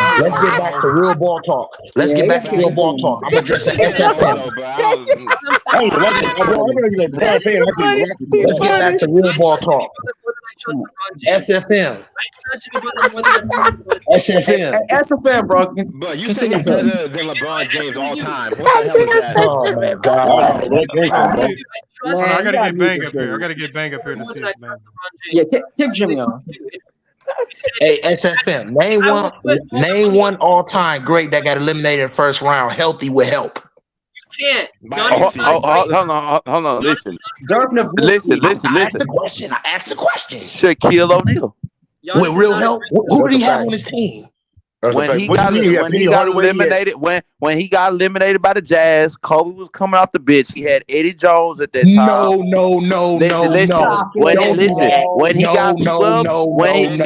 Let me finish. I'm not done. I don't want to talk about the Lakers, man. And I'm not talking about the Lakers. I'm finna talk about when he got swept in the match and we had Penny Hardaway. Like, what are you talking about? That's off topic, man. I'm not talking about the Kobe and the Shaq and the back in the. Right, we gotta stop. We was talking about Giannis. He said, you're about to bring up Listen, Kobe. ladies, there's nothing to argue about. You about to go into a long diatribe. Yeah, you about to bring up Kobe. Okay, this is all I want to say, bro. Giannis' career, bro. Whatever Giannis is at, bro, right now, bro. Whatever you got him ranked, he should be there at the end of this series, bro. He should not have to go down to a lower level because of them losing this series, bro. That is unfair. Hold on. I just want to put it out there. I never said that Giannis going down to a lower level. I said he won't be the best player in the league no more. And tell me if LeBron has ever done that in his career. Do it right now, LeBron. I mean, but Giannis being the best person, Giannis being the best player in the league is literally subject. That's literally subject. What are you talking about? Hey, y'all, hold on, y'all. Play the video. Look, we were talking about the video because we want to know what Giannis's defense. What are you talking about, bro? Play the video. Hey, play the Yeah, video. start rolling it. Start rolling it. He hear you, bro. Calm down. Do you still hear Lamar? Yeah, Bozo, Rolly. bro. Because Why you in the chat? I see Andre Cooper with a back turn right now. Hold on. He hold on, y'all. Okay, so I muted him because I think Jimmy to go. I think you talking on the delay. So you getting our messages later than what we saying them. So that's why I muted you, because you got a delay going on somehow. So we're gonna go through Jimmy's points. I want to see what Giannis could have done to help. And I don't know if there was much Giannis could have did to slow this up. Hold on, we just played. Nothing right there. He can't do nothing right there. He has back turn. Can't do nothing. I mean, he's playing another defender. He got his back turn. He can't do nothing. All right, so remember, they attack him from the wings. There goes Giannis right here on the bro. I mean, he's late. You got to block that. Hold on. He was slow footed, Lamar. Hold on, y'all. God damn, y'all gotta hold on. I'm gonna break it down for you. That was on the first defender. Hold on, y'all. Giannis is in a situation where he had to play too. Because remember, this is a good play call by the Miami Heat, because now you're making Giannis have to decide. All you got to do, remember, who is this guy right here in the corner? That's who Giannis was guarding. He's a good three-point shooter. So now Giannis, if he 100% commits to Jimmy, do y'all know what Jimmy's going to do? Kick it out. Wait, was that Middleton? Was that Middleton guarding him? That's Middleton. Yeah, but bro, that was bad defense by Middleton. Hold on. Let's just play it again and we'll see. Where the it was bad defense by Middleton. Okay, we're about to just play it again and see. Hold on. Okay, so look, Jimmy got. So Middleton. So obviously. Can I ask you a question real quick before we start? Hold on. Can I ask a question real quick before we start doing this really quickly? Who is talking? If you guys, I'm Jimmy is. Bro, that's Jimmy, bro. That's Jimmy. All right, y'all. So Middleton, for one, I don't know what type of philosophy they playing. Most teams go no middle stand. He don't know what type of philosophy they talking. All right, y'all. Come on, y'all. Y'all got to mute up. So Middleton gets beat in one dribble. So Middleton got beat in one dribble, which put Giannis in a bad situation. So this breakdown right here was on Middleton, because you're never supposed to get beat one dribble to the middle, not at the NBA. So now Giannis has to play two. Or Middleton and Giannis need to communicate a switch. Either way, you don't want Giannis guarding Jimmy Butler with a head of steam at the rim because of foul trouble, especially early in the game. But Giannis still contests. Giannis plays two. Middleton one broke down right there. Giannis gets dunked on, because that's what happens when you have to play two. You usually get embarrassed. He literally helped him. That's all I'm saying. That's all I said in the beginning. That was all on Middleton. That Giannis had to come late. Hold on. We're going to see that. Here's another one right here. So remember, they attacking from the wing again. This has nothing. So Giannis is. Hold on, y'all. Hold on. Giannis can't help this play. One reason why. Hold on, Chance. Giannis can't help him. Giannis can't help on this play because he's what you call a strong side defender. Strong side in NBA can never help. So if Giannis does help, that's bad defense on his part, especially if he helps off with Kevin Love, who's one pass away three-point shooter. So this is not even his. The help right here should be Brook Lopez right here under the basket. He's the help. And Joe Ingles is the help. Giannis can't help. He's the only one on the floor that can't help. He's one pass away. So we play this to see where the ball goes. And then look, what more do you want Middleton to do? He has a hand up. Right? He's playing the drive. Jimmy just makes a contested shot. That was good. Jimmy just did it better. Days. So Giannis had nothing to do with that play. Hold on. Here's another play right here where Jimmy Butler, it looks like Jimmy Butler is now matched up with Giannis right here. So we're going to see how this plays out. And that's Giannis right there.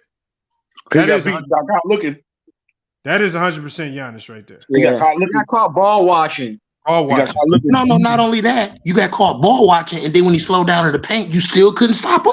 Couldn't stop him. I know. Yeah, look, that happens to the best of them. Let's see if he fixes it. Well, he didn't get back. He didn't get back. Hold on. Jimmy just got ahead of the ball. Giannis had nothing to do with that play. I'm only talking about the fact that somebody in here said that Giannis could have helped on a ton of these plays, and I don't see where Giannis could have helped. He was lazy defensively. He was lazy. He should have got back on that play. Hold on, y'all. So look, Giannis, I don't even think Giannis is on the floor. Giannis ain't even on the court right now. All right, so they're running drop. They ran a switch right there. That was a good switch. He hit another contested shot. Great defense. That was great defense. Nah, so Lamont. Hold on. Giannis had to use his superstar power to sub himself in to help on defense. He had to do that. No. This is he's just not on the floor right now. This is just an example of a guy I'm who's just cooking. Yeah. It's just an example of a guy that's cooking, making tough shots, and even with a hand in his face, he's just going. It's just his night. So here's another one right here. I'm not seeing too much bad defense right now. Come on, hold on, Ringo, man. Hold on, Ringo.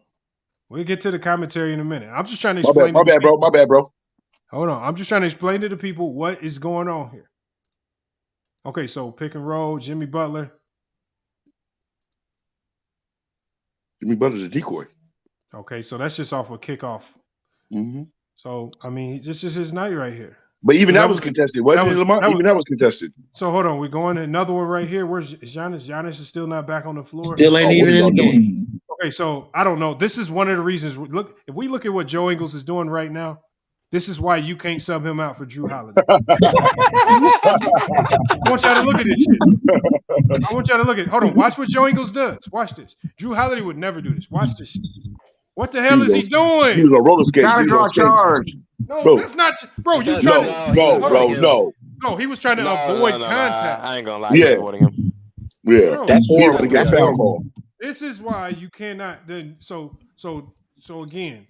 First, Ingles blows the coverage, and you see Portis pushing Ingles out to his coverage. Yeah.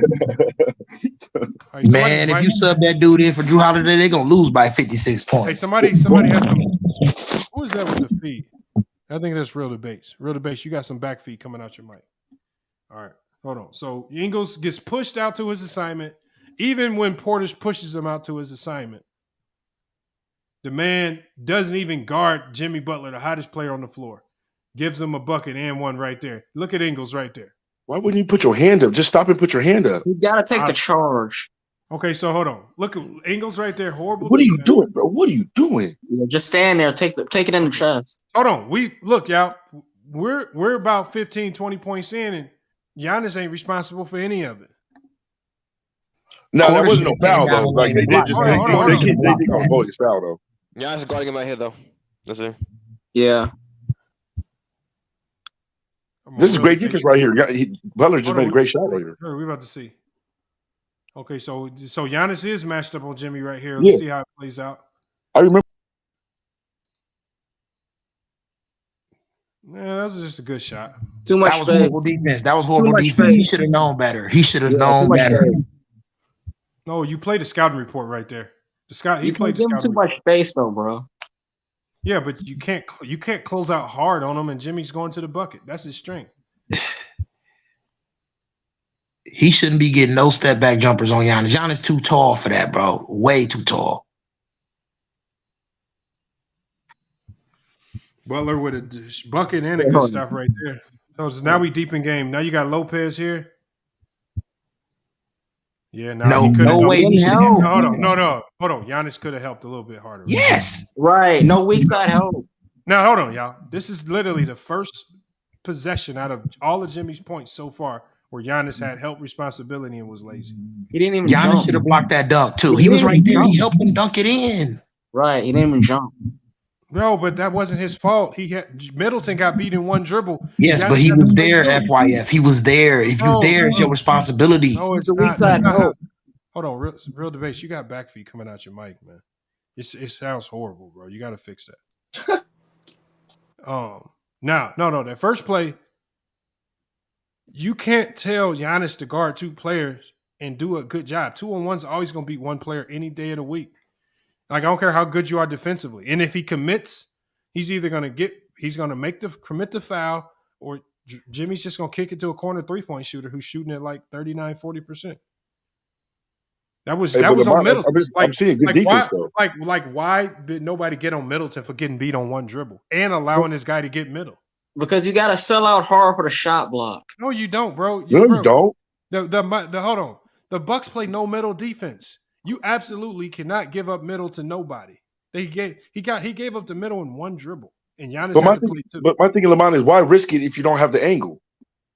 Bro, no, that was on Middleton.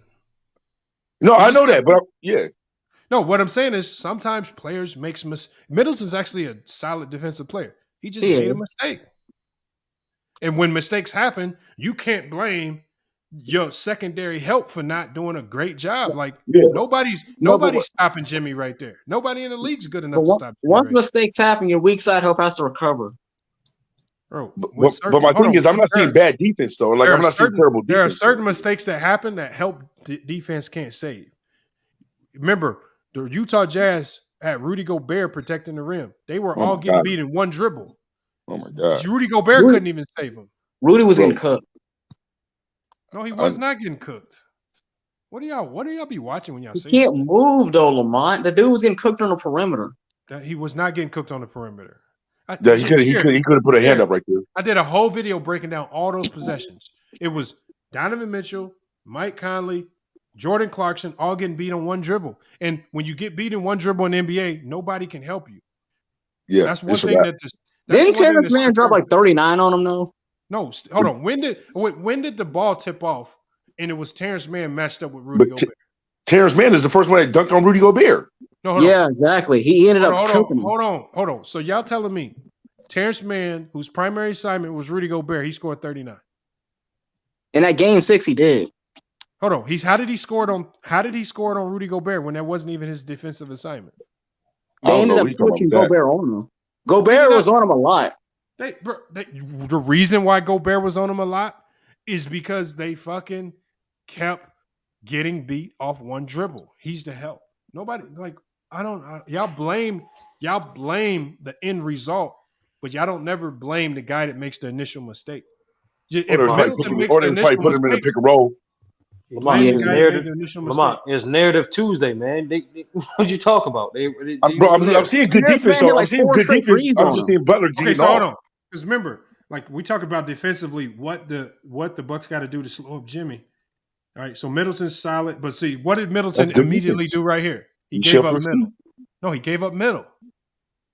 See, the one thing, help defense can't help if you allow the guy to drive middle.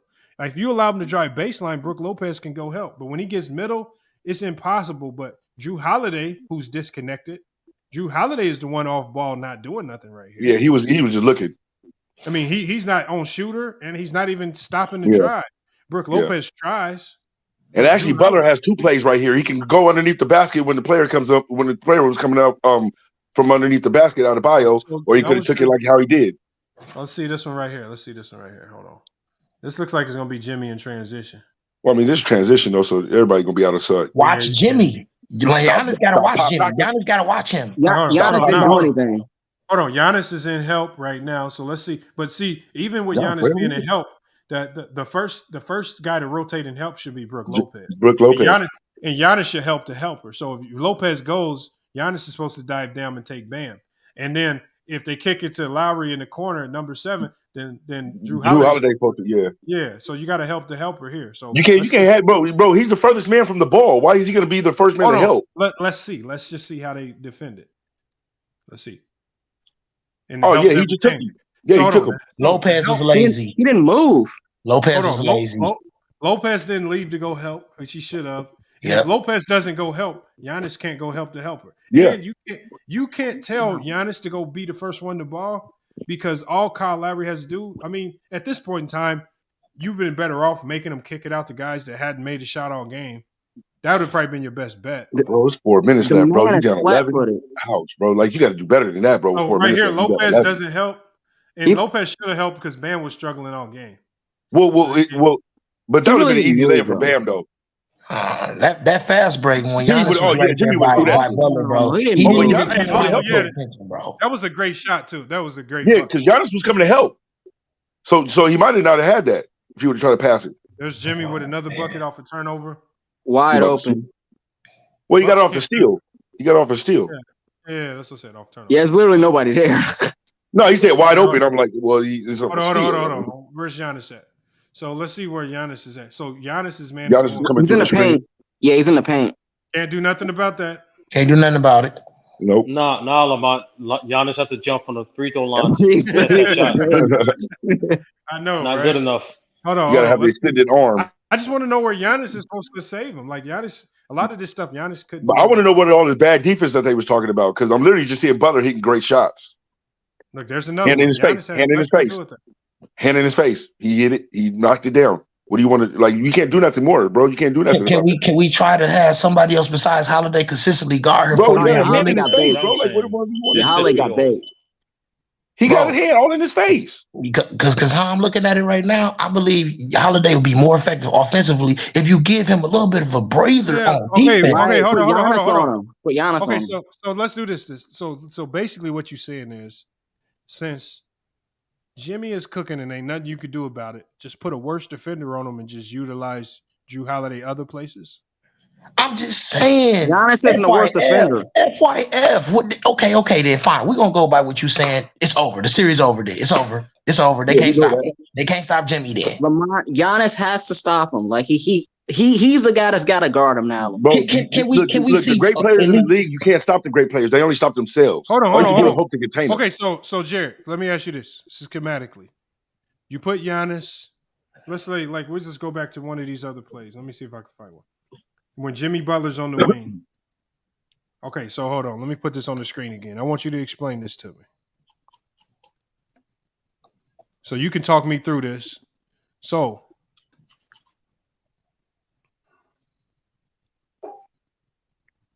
all right. So we got Jimmy Butler on the wing, right? Okay, so let's say instead of this being Middleton, this is Giannis. Now, if this is Giannis, what the Miami Heat are going to do then is they're probably going to send a shooter like Kevin Love over to pick and pop. Mm-hmm. That means Middleton will probably be on Love.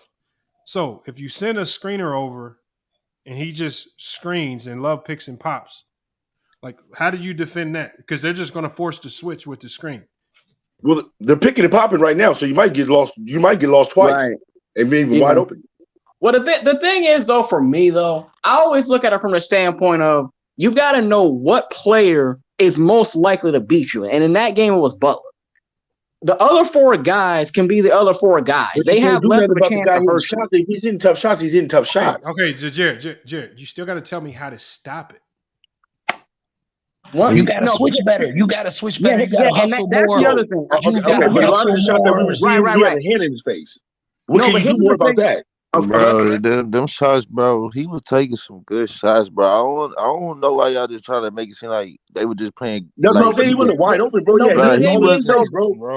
He wasn't shooting open shots. These are not open jumpers, y'all. No, but the thing is, though, Lamont, like a guy like Giannis who has a type of length he has is a harder shot. Too. That ain't Hold on. But SFM, SFM, in a league where this shot right here, if Middleton jumps, he's probably gonna come down in Butler's landing area, and you compound the problem with fouls. So what Middleton is doing at being 6'7" with long arms, you just contest. You stay on the ground, you contest, and then he's playing a scouting report because you're dealing with a guy that's not an elite 3-point shooter. Mm-hmm. You give a good contest and you stay down and don't foul. If you jump and create a number of other problems, why do all of that when this Lamont, look how close he is to him. Look how close he is to him, Lamont. He's right where you want to be. He's not backing up. He's not backing up retreating. Well, no, the reason why he's playing off is because Jimmy Butler is going to always be a driving threat, not a shooter. Yeah. No. I'm saying he's not giving him that much space. He's not backing off a lot. And it's like, bro, it's the first quarter. It's the first quarter, bro. Like, ain't nobody expecting him. He's right there in his grill, bro. He's right there in his grill, bro. You can't do no better than that, bro. No, but the thing is, though, bro, like I don't think Middleton is long enough to actually affect the shot as much as Giannis would, because you got to remember, Giannis is 6'11" with long arms. Like when somebody's cooking like that, you have to put your best defender that's on one of the ball. only plays right there I see that Giannis just let it go. He was just like, "Hey man, I'm not running up and down." Fast break too. That fast break when Butler was coming down. Giannis was right there. Giannis was right there, and he wasn't looking at him, bro. Giannis was not paying attention. He was lackadaisical. He was not acting like the best player in the league. If you have Giannis doing that all game, he's gonna literally be lost looking in the game because you're having him. He had a very bad game for defensively. Hey, hold on, y'all. Look, but you got to understand that even with all these mistakes, that was good shots. That ain't bad. Going into the fourth quarter, the Bucks had control of this game, even with these mistakes. Bro, even his 3-pointer right here is contested. Look, Holiday's all in his grill. Bro, what? Come on, bro. That's a great shot. Yeah, that was good defense. He made some great shots. I'm not disputing that. Bro, you can't. Look, y'all was talking about the defense. Milwaukee had bad defense. That was ugly. See, this is see. Bro, Portis should have blocked that. Portis was right there. You blocked that shot, bro. Why are you giving Butler that much space? Okay, but those are like two out of like 15 shots that we just seen where somebody could have did something, but most of the other shots somebody was doing something. Yeah, that's all we bro. I'm just saying when you got a great player, all-time player, and they hot, just bump it. I understand that, but let me finish. You have to do something to stop them in some kind of way. Stagger them something, bro. You cannot continuously let him just keep getting buckets. He's going to keep getting buckets. Yeah, but here, real debates. I think when you're dealing with an elite coach and Eric Spoelstra, who's extremely good at drawing up sets to get his guys shots, what I'm saying is there's only so much you can do as a defense when a guy's cooking like that, because the thing is, when you go back and actually look at Jimmy Butler's shots, I'm not going to be looking at this as a coach and be like, damn, great shot, horrible defense. We play, like, for the most part, Jimmy, like, you just got to shake his hand on some of these shots. Like, God damn, you just made a great shot. Some of those shots I would have been mad that he took if he would have missed them.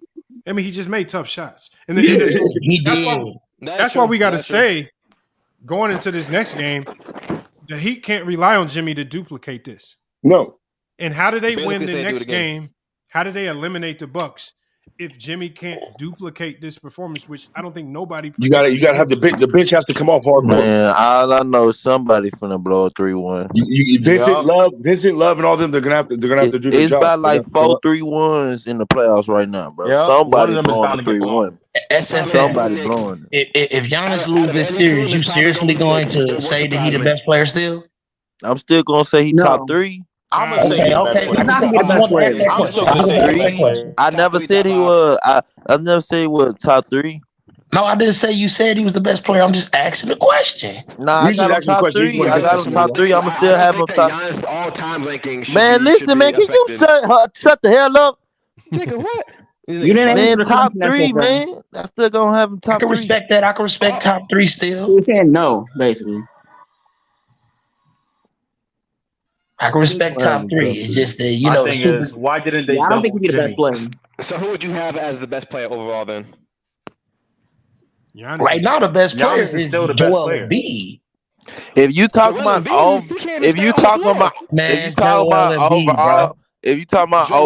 then the best player, I can't give you that one, Jim. Yes, Joel Embiid is not the best player, bro. He's not. This year, I think we just watched the best player. Joel Embiid, bro. Jimmy Butler. Jimmy Butler. It's not Joel Embiid. It's Giannis. It's not Joel. Okay. If it's Giannis, why wasn't Giannis when they went ahead? Nah, bro, it's Joel Embiid, bro. It sure looks like we need to put Jimmy Butler some name somewhere up in there. You talking about all around, bro? It's Joel Embiid, bro. It is not Joel Embiid, bro. But he's not the best. If you talking about defense, well, they right there on defense with him. But like, if you talking about defense right now, I'm gonna go with Joel Embiid. Scoring is not a question. I never seen the best player get held to 14 points. Scoring is not a question. He's better. Rebounding. Never seen the best player get what? Rebounding, like. I ain't never seen the best player get held to 14 points. Hey, y'all, hold on, y'all. Hey, let me get everybody's surprise team of the playoffs so far, man, before we get up out of here. Told you somebody fell blow 3-1. Miami. The Knicks. Definitely the Knicks. My Knicks is up 3-1. Let's go. Nah. It's Miami, Lamont. It's the Knicks. Man, somebody. We going to the second round, baby. Hold on, y'all. Let's go one at a time, though. One at a time. Because I want to. Oh, Pooty hasn't. He just hopped in. I want to get his thoughts. You say the Knicks, Pooty, man. What surprised you most about the Knicks, or are you not surprised? The fact that Jalen Brunson was able to step up and basically kind of be the man. Like, that's great. Like, I didn't think we would like go up 3-1 on Cavs. Like, I figured we probably would win in 6, but 3-1 is kind of surprising to me. We go into the second round. Book it. I agree. I don't know. I still believe the Knicks could be susceptible to losing that series. You're saying that we could still go a 3-1 lead? Yeah. Man, somebody's blowing the 3-1, man. It's 4-3-1 lead. It's going to be the Lakers. Or it's going to be the Heat. I believe all the teams that are up 3-1, I think all the teams that are up 3-1, the Knicks are the most susceptible to losing theirs. Why? Come on, LeBron. Why? Because the Knicks have the most inconsistency. And the reason why is because all it's going to take is for the Cavs just to wake up and start playing just average Cavs basketball. Yeah, it's basically Donovan Mitchell by himself. Like nobody else is helping. I don't want to hear that. Donovan Mitchell, boo. I don't want to hear if they wake up and just start playing normal Cavs basketball, there's the Knicks won't be able to match up with them whatsoever. Wait. Okay, but Lamont, what is normal Cavs basketball? Because in the regular season, it seemed like they were trying to run different sets to try to figure out what they were going to do and who was going to be that hot hand, right? Now in the playoffs, it seems like they're more confused and they don't know how they want to run their offense and who they want to run their offense through. I don't know. I think with the Cavs, it's coming down to coaching because they look like a confused bunch of talented players. That's what I'm saying. They look like because should it be going through the point guard? I don't know. I think they're struggling with trying to identify who's going to be the scorer out of the two or who's going to be the facilitator out of the two. I don't think Donovan Mitchell can take that step back, bro. I think that's the problem over there. Well, Garland had that one big game where they won. Yeah. So, I mean, if your two guards both want to be top leading scorer on the team, you're going to have some type of imbalance. Yeah. And Garland, and I'm sorry, but that's Garland's team, though. You know what I'm saying? You came there, you know what I mean, to help him out. But the young man earned his squad. I think they need to find minutes for Karis LeVert. I mean, even if you got to bring Karis LeVert in to start to facilitate. There's no reason why he should be on the bench. Call out that goddamn start. There's no reason why Karis LeVert should be on the bench that long. And then I would give Ricky Rubio more minutes too. Ricky's a nice backup. He's in about 6-7 minutes, 6 to 10 minutes. He's good for 6 to 10. Nah. I think you can play him a little bit longer. You can give him like 10 to 12 if you need to in stretches. Just to facilitate the offense at least. I'll give you that. He's a great passer, so I'll give you that. He's a great passer, so I'll give you that. Yeah, who y'all got in today's games? Yeah, who y'all got in today's games? We got the Suns. We got Hawks Celtics. Yeah, the Suns gonna close it out. Yeah, the Suns is Kawhi Leonard not playing again? Not Kawhi's out. No, Kawhi's out. No, that's bro. Hey, what did we say on Ticket TV? It's that deteriorating knee. Like I've been telling everybody. Bro, I don't know what Kawhi is done. Kawhi's done. Kawhi should be traded. He needs to go to Germany. No, he needs to go to Germany. I've been trying to tell them folks, man. But hey, man, that's them folks. He left Russ out there to die. That's Clipper business, man. That's Clipper business, man. The flippers. He needs to go to Germany and get that surgery and get that stem cell. We don't got nothing to do with that, man. Kawhi getting hurt, man. That's Kawhi, man. Ain't got what you mean by Germany? He ain't getting because in Germany they do. Because in Germany, that's where Kobe went, and that's where Dwayne Wade went for his knees. Oh my that's God! This again? That's where Kobe went. That's where Kobe went for his Achilles. No, why don't he go over to Russia and get artificial knees like Jax off Mortal Kombat? Because that's what you need. Video game. You kind of do need that though. Honestly, I ain't gonna lie. I don't know what's who wrong you with got this, in man. Minnesota? Who you got in Minnesota Nuggets? That's over. I got the Nuggets. The Nuggets is winning that one. Man, the longest they give Murray the ball, bro, they good, bro. Don't give Jokic nothing, bro. Murray the best player on that team, bro. That was a total. You said who the best player? The best player on the team is Murray, bro. No, he's not. Not the Grizzlies. I'm gonna leave it alone. I'm leaving it down alone. 3-1 to a play. Give Murray the ball and let Jokic get out the way, bro. Is he better than Jokic? But hey, man, Murray the best player. Murray the best player on that team, man. Yeah, all I see is Murray kicking off that playoff series where they came back and won against hold on. Denver. Well, hold on, but didn't Jokic just drop 43 on him? Didn't he just lose? Yeah, that's what I'm saying. Didn't he just lose? What did Murray do? They up 3-1. Didn't he lose? Right, but God. Jamal didn't play. No, but Jamal didn't play that well either. Oh, that's cool. That's cool. What he played the other games? What he do? Tell me the other games. Don't move the goalpost. No. I'm not moving. Tell me the other games. What did he do the other games? No, Jamal. They won. Tell me what Jamal Murray put up the playoffs. The games they won. Hey y'all, look. What he's doing? Hey y'all, we going on 3 hours, y'all. Man, I gotta shut this one down, man. We cooked on it. Jokic ain't doing that on DeAndre Ayton, bro. Hey, Lamont, right quick. Is Jamal Murray doing this thing though? This playoff series? Is he cooking? He's playing well. I haven't been following that series as much. Let me see the box score real quick. He's averaging, I think, what, if you 22 can, bro. a If you game? can, I know you got 3 hours coming up. If you can, I just want to know because that's my boy. I like Jamal Murray, but he doesn't cook like he should. He gets so inconsistent. Nah, bro. He Heat good, gonna bro. blow They everyone cooking, lead. bro. They been beating these Timberwolves by 20 pieces and shit, bro. Like, No, bro, they good. I'm not even tripping about the T-Wolves. I'm next series for me when it steps up. Bro, bro, you might as well just go ahead and get that to here, bro. You know you losing to my sons, bro. You know, can't nobody guard Devin Booker in the league, bro. And I don't know. Him and Devin Booker went to the same school. Right. Should be, bro. Devin Booker, bro. I can't find the box score. I can't find it. Okay. I'll look it up then. I appreciate that. Devin Booker actually been looking like Kobe this series. Devin, bro. No. That last performance, I just looked at the box score. Murray was not looking like he was that Bro, good. let's be honest, bro. Kawhi, hold on, no, bro. Hold on. The Clippers have been in all those games, bro, and Kawhi Leonard have been cooking them, bro. Hey, let me ask you a question. Do y'all think this has anything to do with Kawhi Leonard's absence? His sister getting charged with that? Yeah. I don't know if y'all saw. Yeah, I don't know if y'all saw that his sister had just got sentenced to life like yesterday, 2 days ago. Yeah, I know, but there's nothing he can really do about that, though. Did you see how her head looked? Ain't no saving her. She looked worse than I don't know what. He's a fool. Ain't no saving her. Yo, who is really Michael Jordan's son? Anthony Edwards or Jimmy Butler? Man, come on. Right now, Jimmy Butler is looking like second three-peat Jordan right now with all them goddamn mid-range shots. You need to stop. Hey, let me ask you something, Lamont. Do you think Kawhi could have superseded LeBron if he wasn't so injury prone? Do you think he would have been the man? No. Don't do this. LeBron? Kawhi's not better than LeBron. Dude, they never got a scoring title or MVP. Don't do this, man. Just don't.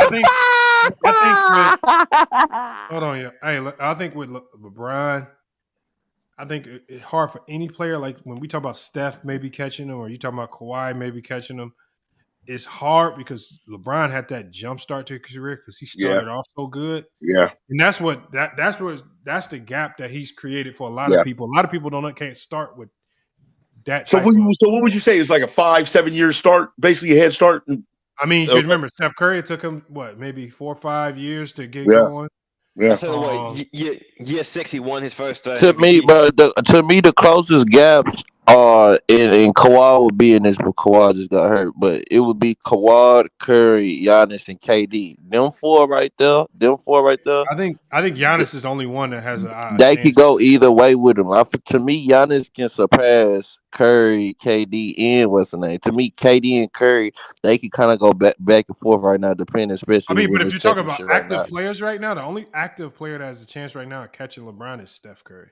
Yeah, that's what. I'm not talking about catching LeBron. I'm just talking about the 4 players I see that's going in it for the ranking. Like that's why I look at it like they all close together. Like Giannis, no, but that's what we're talking about as far as ranking. Like who's up there with LeBron right now? KD, like Giannis, Curry, and KD, like they all in that same tier. Like they right. So do you put Giannis ahead of Curry? And Kawhi, yes. If Giannis, not right now. Right now, I'm about to say. Not right now. If Giannis. Let's say if Giannis was to have one, then I would have put him over Curry. Like, I would put him over Curry. Giannis is the only player right now that could potentially break my top 10. I can't. I agree with that.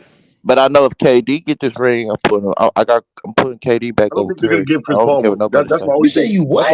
I'm putting KD back over Curry. I said what I said. What do you mean back over Curry? He never went over Curry because Curry got over him last year, bro. Curry not better than KD, bro. I'm muting. I'm just finna mute. All right, hey, look, we're gonna shut it down. I'm probably gonna be back later with another reaction video. Hopefully. Hey, man, I appreciate you having me on, bro. I appreciate you, man. Real. Salute for you pulling up. Salute. All right, salute SFM. So I'm appreciate y'all being here. I'm gonna get y'all up out of here. Oops, I did the wrong thing right there. All right, man. He says nobody getting that record. Hey, we never know, man. You never know, y'all. I mean, like I said, I believe there's only one active player that can catch LeBron. I mean, there's nobody. It's going to take a lot of longevity or it's going to take a lot of high-level success to pass up LeBron. Other than that, man, you're just going to be you're gonna be real hard pressed to do anything that can come close. But look, y'all, salute to everybody being here, man. Bookie Assassin, AP the Great, man. Dante, I see you in there. Omar, Frank Carico, hopefully I said that right. Cuba Starks, Sports on the Side live, man. Appreciate everybody pulling up, man. It was a good live stream. A lot of good commentary, a lot of good playoff talk, man. It's just these playoffs are heating up, and like I said, this year of basketball is kind of like the reverse. You know, the lower seeded teams is, you know, being more competitive. Is a lot more parity in the game, and you know, teams that, you know, because we're in an age now where teams don't just settle for being mediocre. You know, we saw back throughout the 80s and 90s, even the 2000s,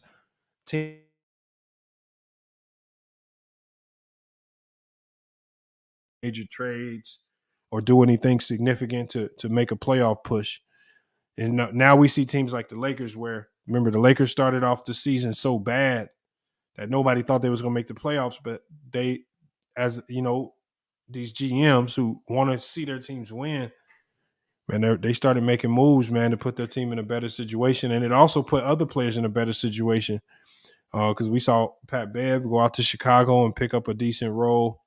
And then we see what Russell Westbrook's doing. And I know his team, they're not winning that series, but, you know, Russell Westbrook's having a hell of a series, even though those other two guys, Paul George and Kawhi Leonard, couldn't do it. And like I said at the beginning of the year, y'all, I said the Clippers will be the most disappointing team of the year. And they're proving it yet again. And they're proving it for the exact reason that I said. Kawhi Leonard cannot stay healthy. And even when presented with injuries he could potentially play through, if he feels a little knick-knack cranny on his leg, he's just not playing. And he's now compromised the Clippers. And, Ballmer's going to have to really ask himself some questions this year. I know he wants to have a good relationship with these stars. I know he wants to be buddy-buddy with some of these guys. But at the end of the day, Paul George and Kawhi Leonard have costing this man millions and millions and millions of dollars, and he's gotten absolutely nothing in return for it. So, I'm going to keep my eye on that. That's like a developing story. And salute to One Cool P coming through at the end of the stream, man. Support one $20 challenge. I wish One Cool P. Let me check what we got so far today. I don't think we didn't get any today, but let me double check. Okay, no, we got a little bit coming through today. Okay, salute to One Cool Pete in the Cash App, man. Appreciate that. Supporting the channel as always. And then we got H-Town Black coming through in the Cash App, supporting the channel. So salute to One Cool Pete and H-Town Black, man, coming through supporting heavy, supporting the channel, man. Like I said, we're going to be going live a lot more. Make sure you subscribe to our other channel, FYF Sports Debates Live. I'm gathering information. I'm gathering details. Like I said, I want to span out and touch on other topics. I'm hearing things that starting to heat up about this R. Kelly case. And I would love to have some of you guys over there. Remember, we like to debate. We like to really challenge the narrative. We can go over there and kind of break down some of this information because, as I predicted, it's just a lot of misinformation and a lot of false information that was used to convict R. Kelly. And we all know that Mann Act or whatever it is, all types of crazy stuff was used. I don't know, just a lot of bad precedents was set. A lot of things was used to convict him. Is looking like the true evidence is coming out to help this man. Wonko P says, what did she say? She said likes are free. Yes, definitely like the video. Yeah. Like I said, sometimes y'all, if you see the like count, the one thing I know is I see the like count in my studio, but sometimes it doesn't update until after the live stream is over. So it just kind of depends on how YouTube wants to tabulate it and calculate these things. So just make sure you smash the like. Just do your job. I think it'll all come together in the end and add up correctly when we get to it. But y'all, it's FYF Sports, man. It's been another great podcast episode. We're going to be back with more sports and news. Hopefully we can be back. Yeah, we definitely going to be back tomorrow. I think I like the 10 o'clock show. We're going to be back tomorrow morning. Another show. We're going to be recapping these games. A little bit more NBA talk. We're probably going to talk about some of the other news of the day, some of these interviews that I'm seeing all over the place. And I think I got another interview coming for you guys. I'm going to try my best to get it set up, get Brandon Jennings on the show. I think that's going to be a dope interview if we can get a guy like Brandon Jennings over here. to kind of cook and talk about the politics in the NBA. So again, salute to you guys for pulling up, man. It's FYF Sports. And we out.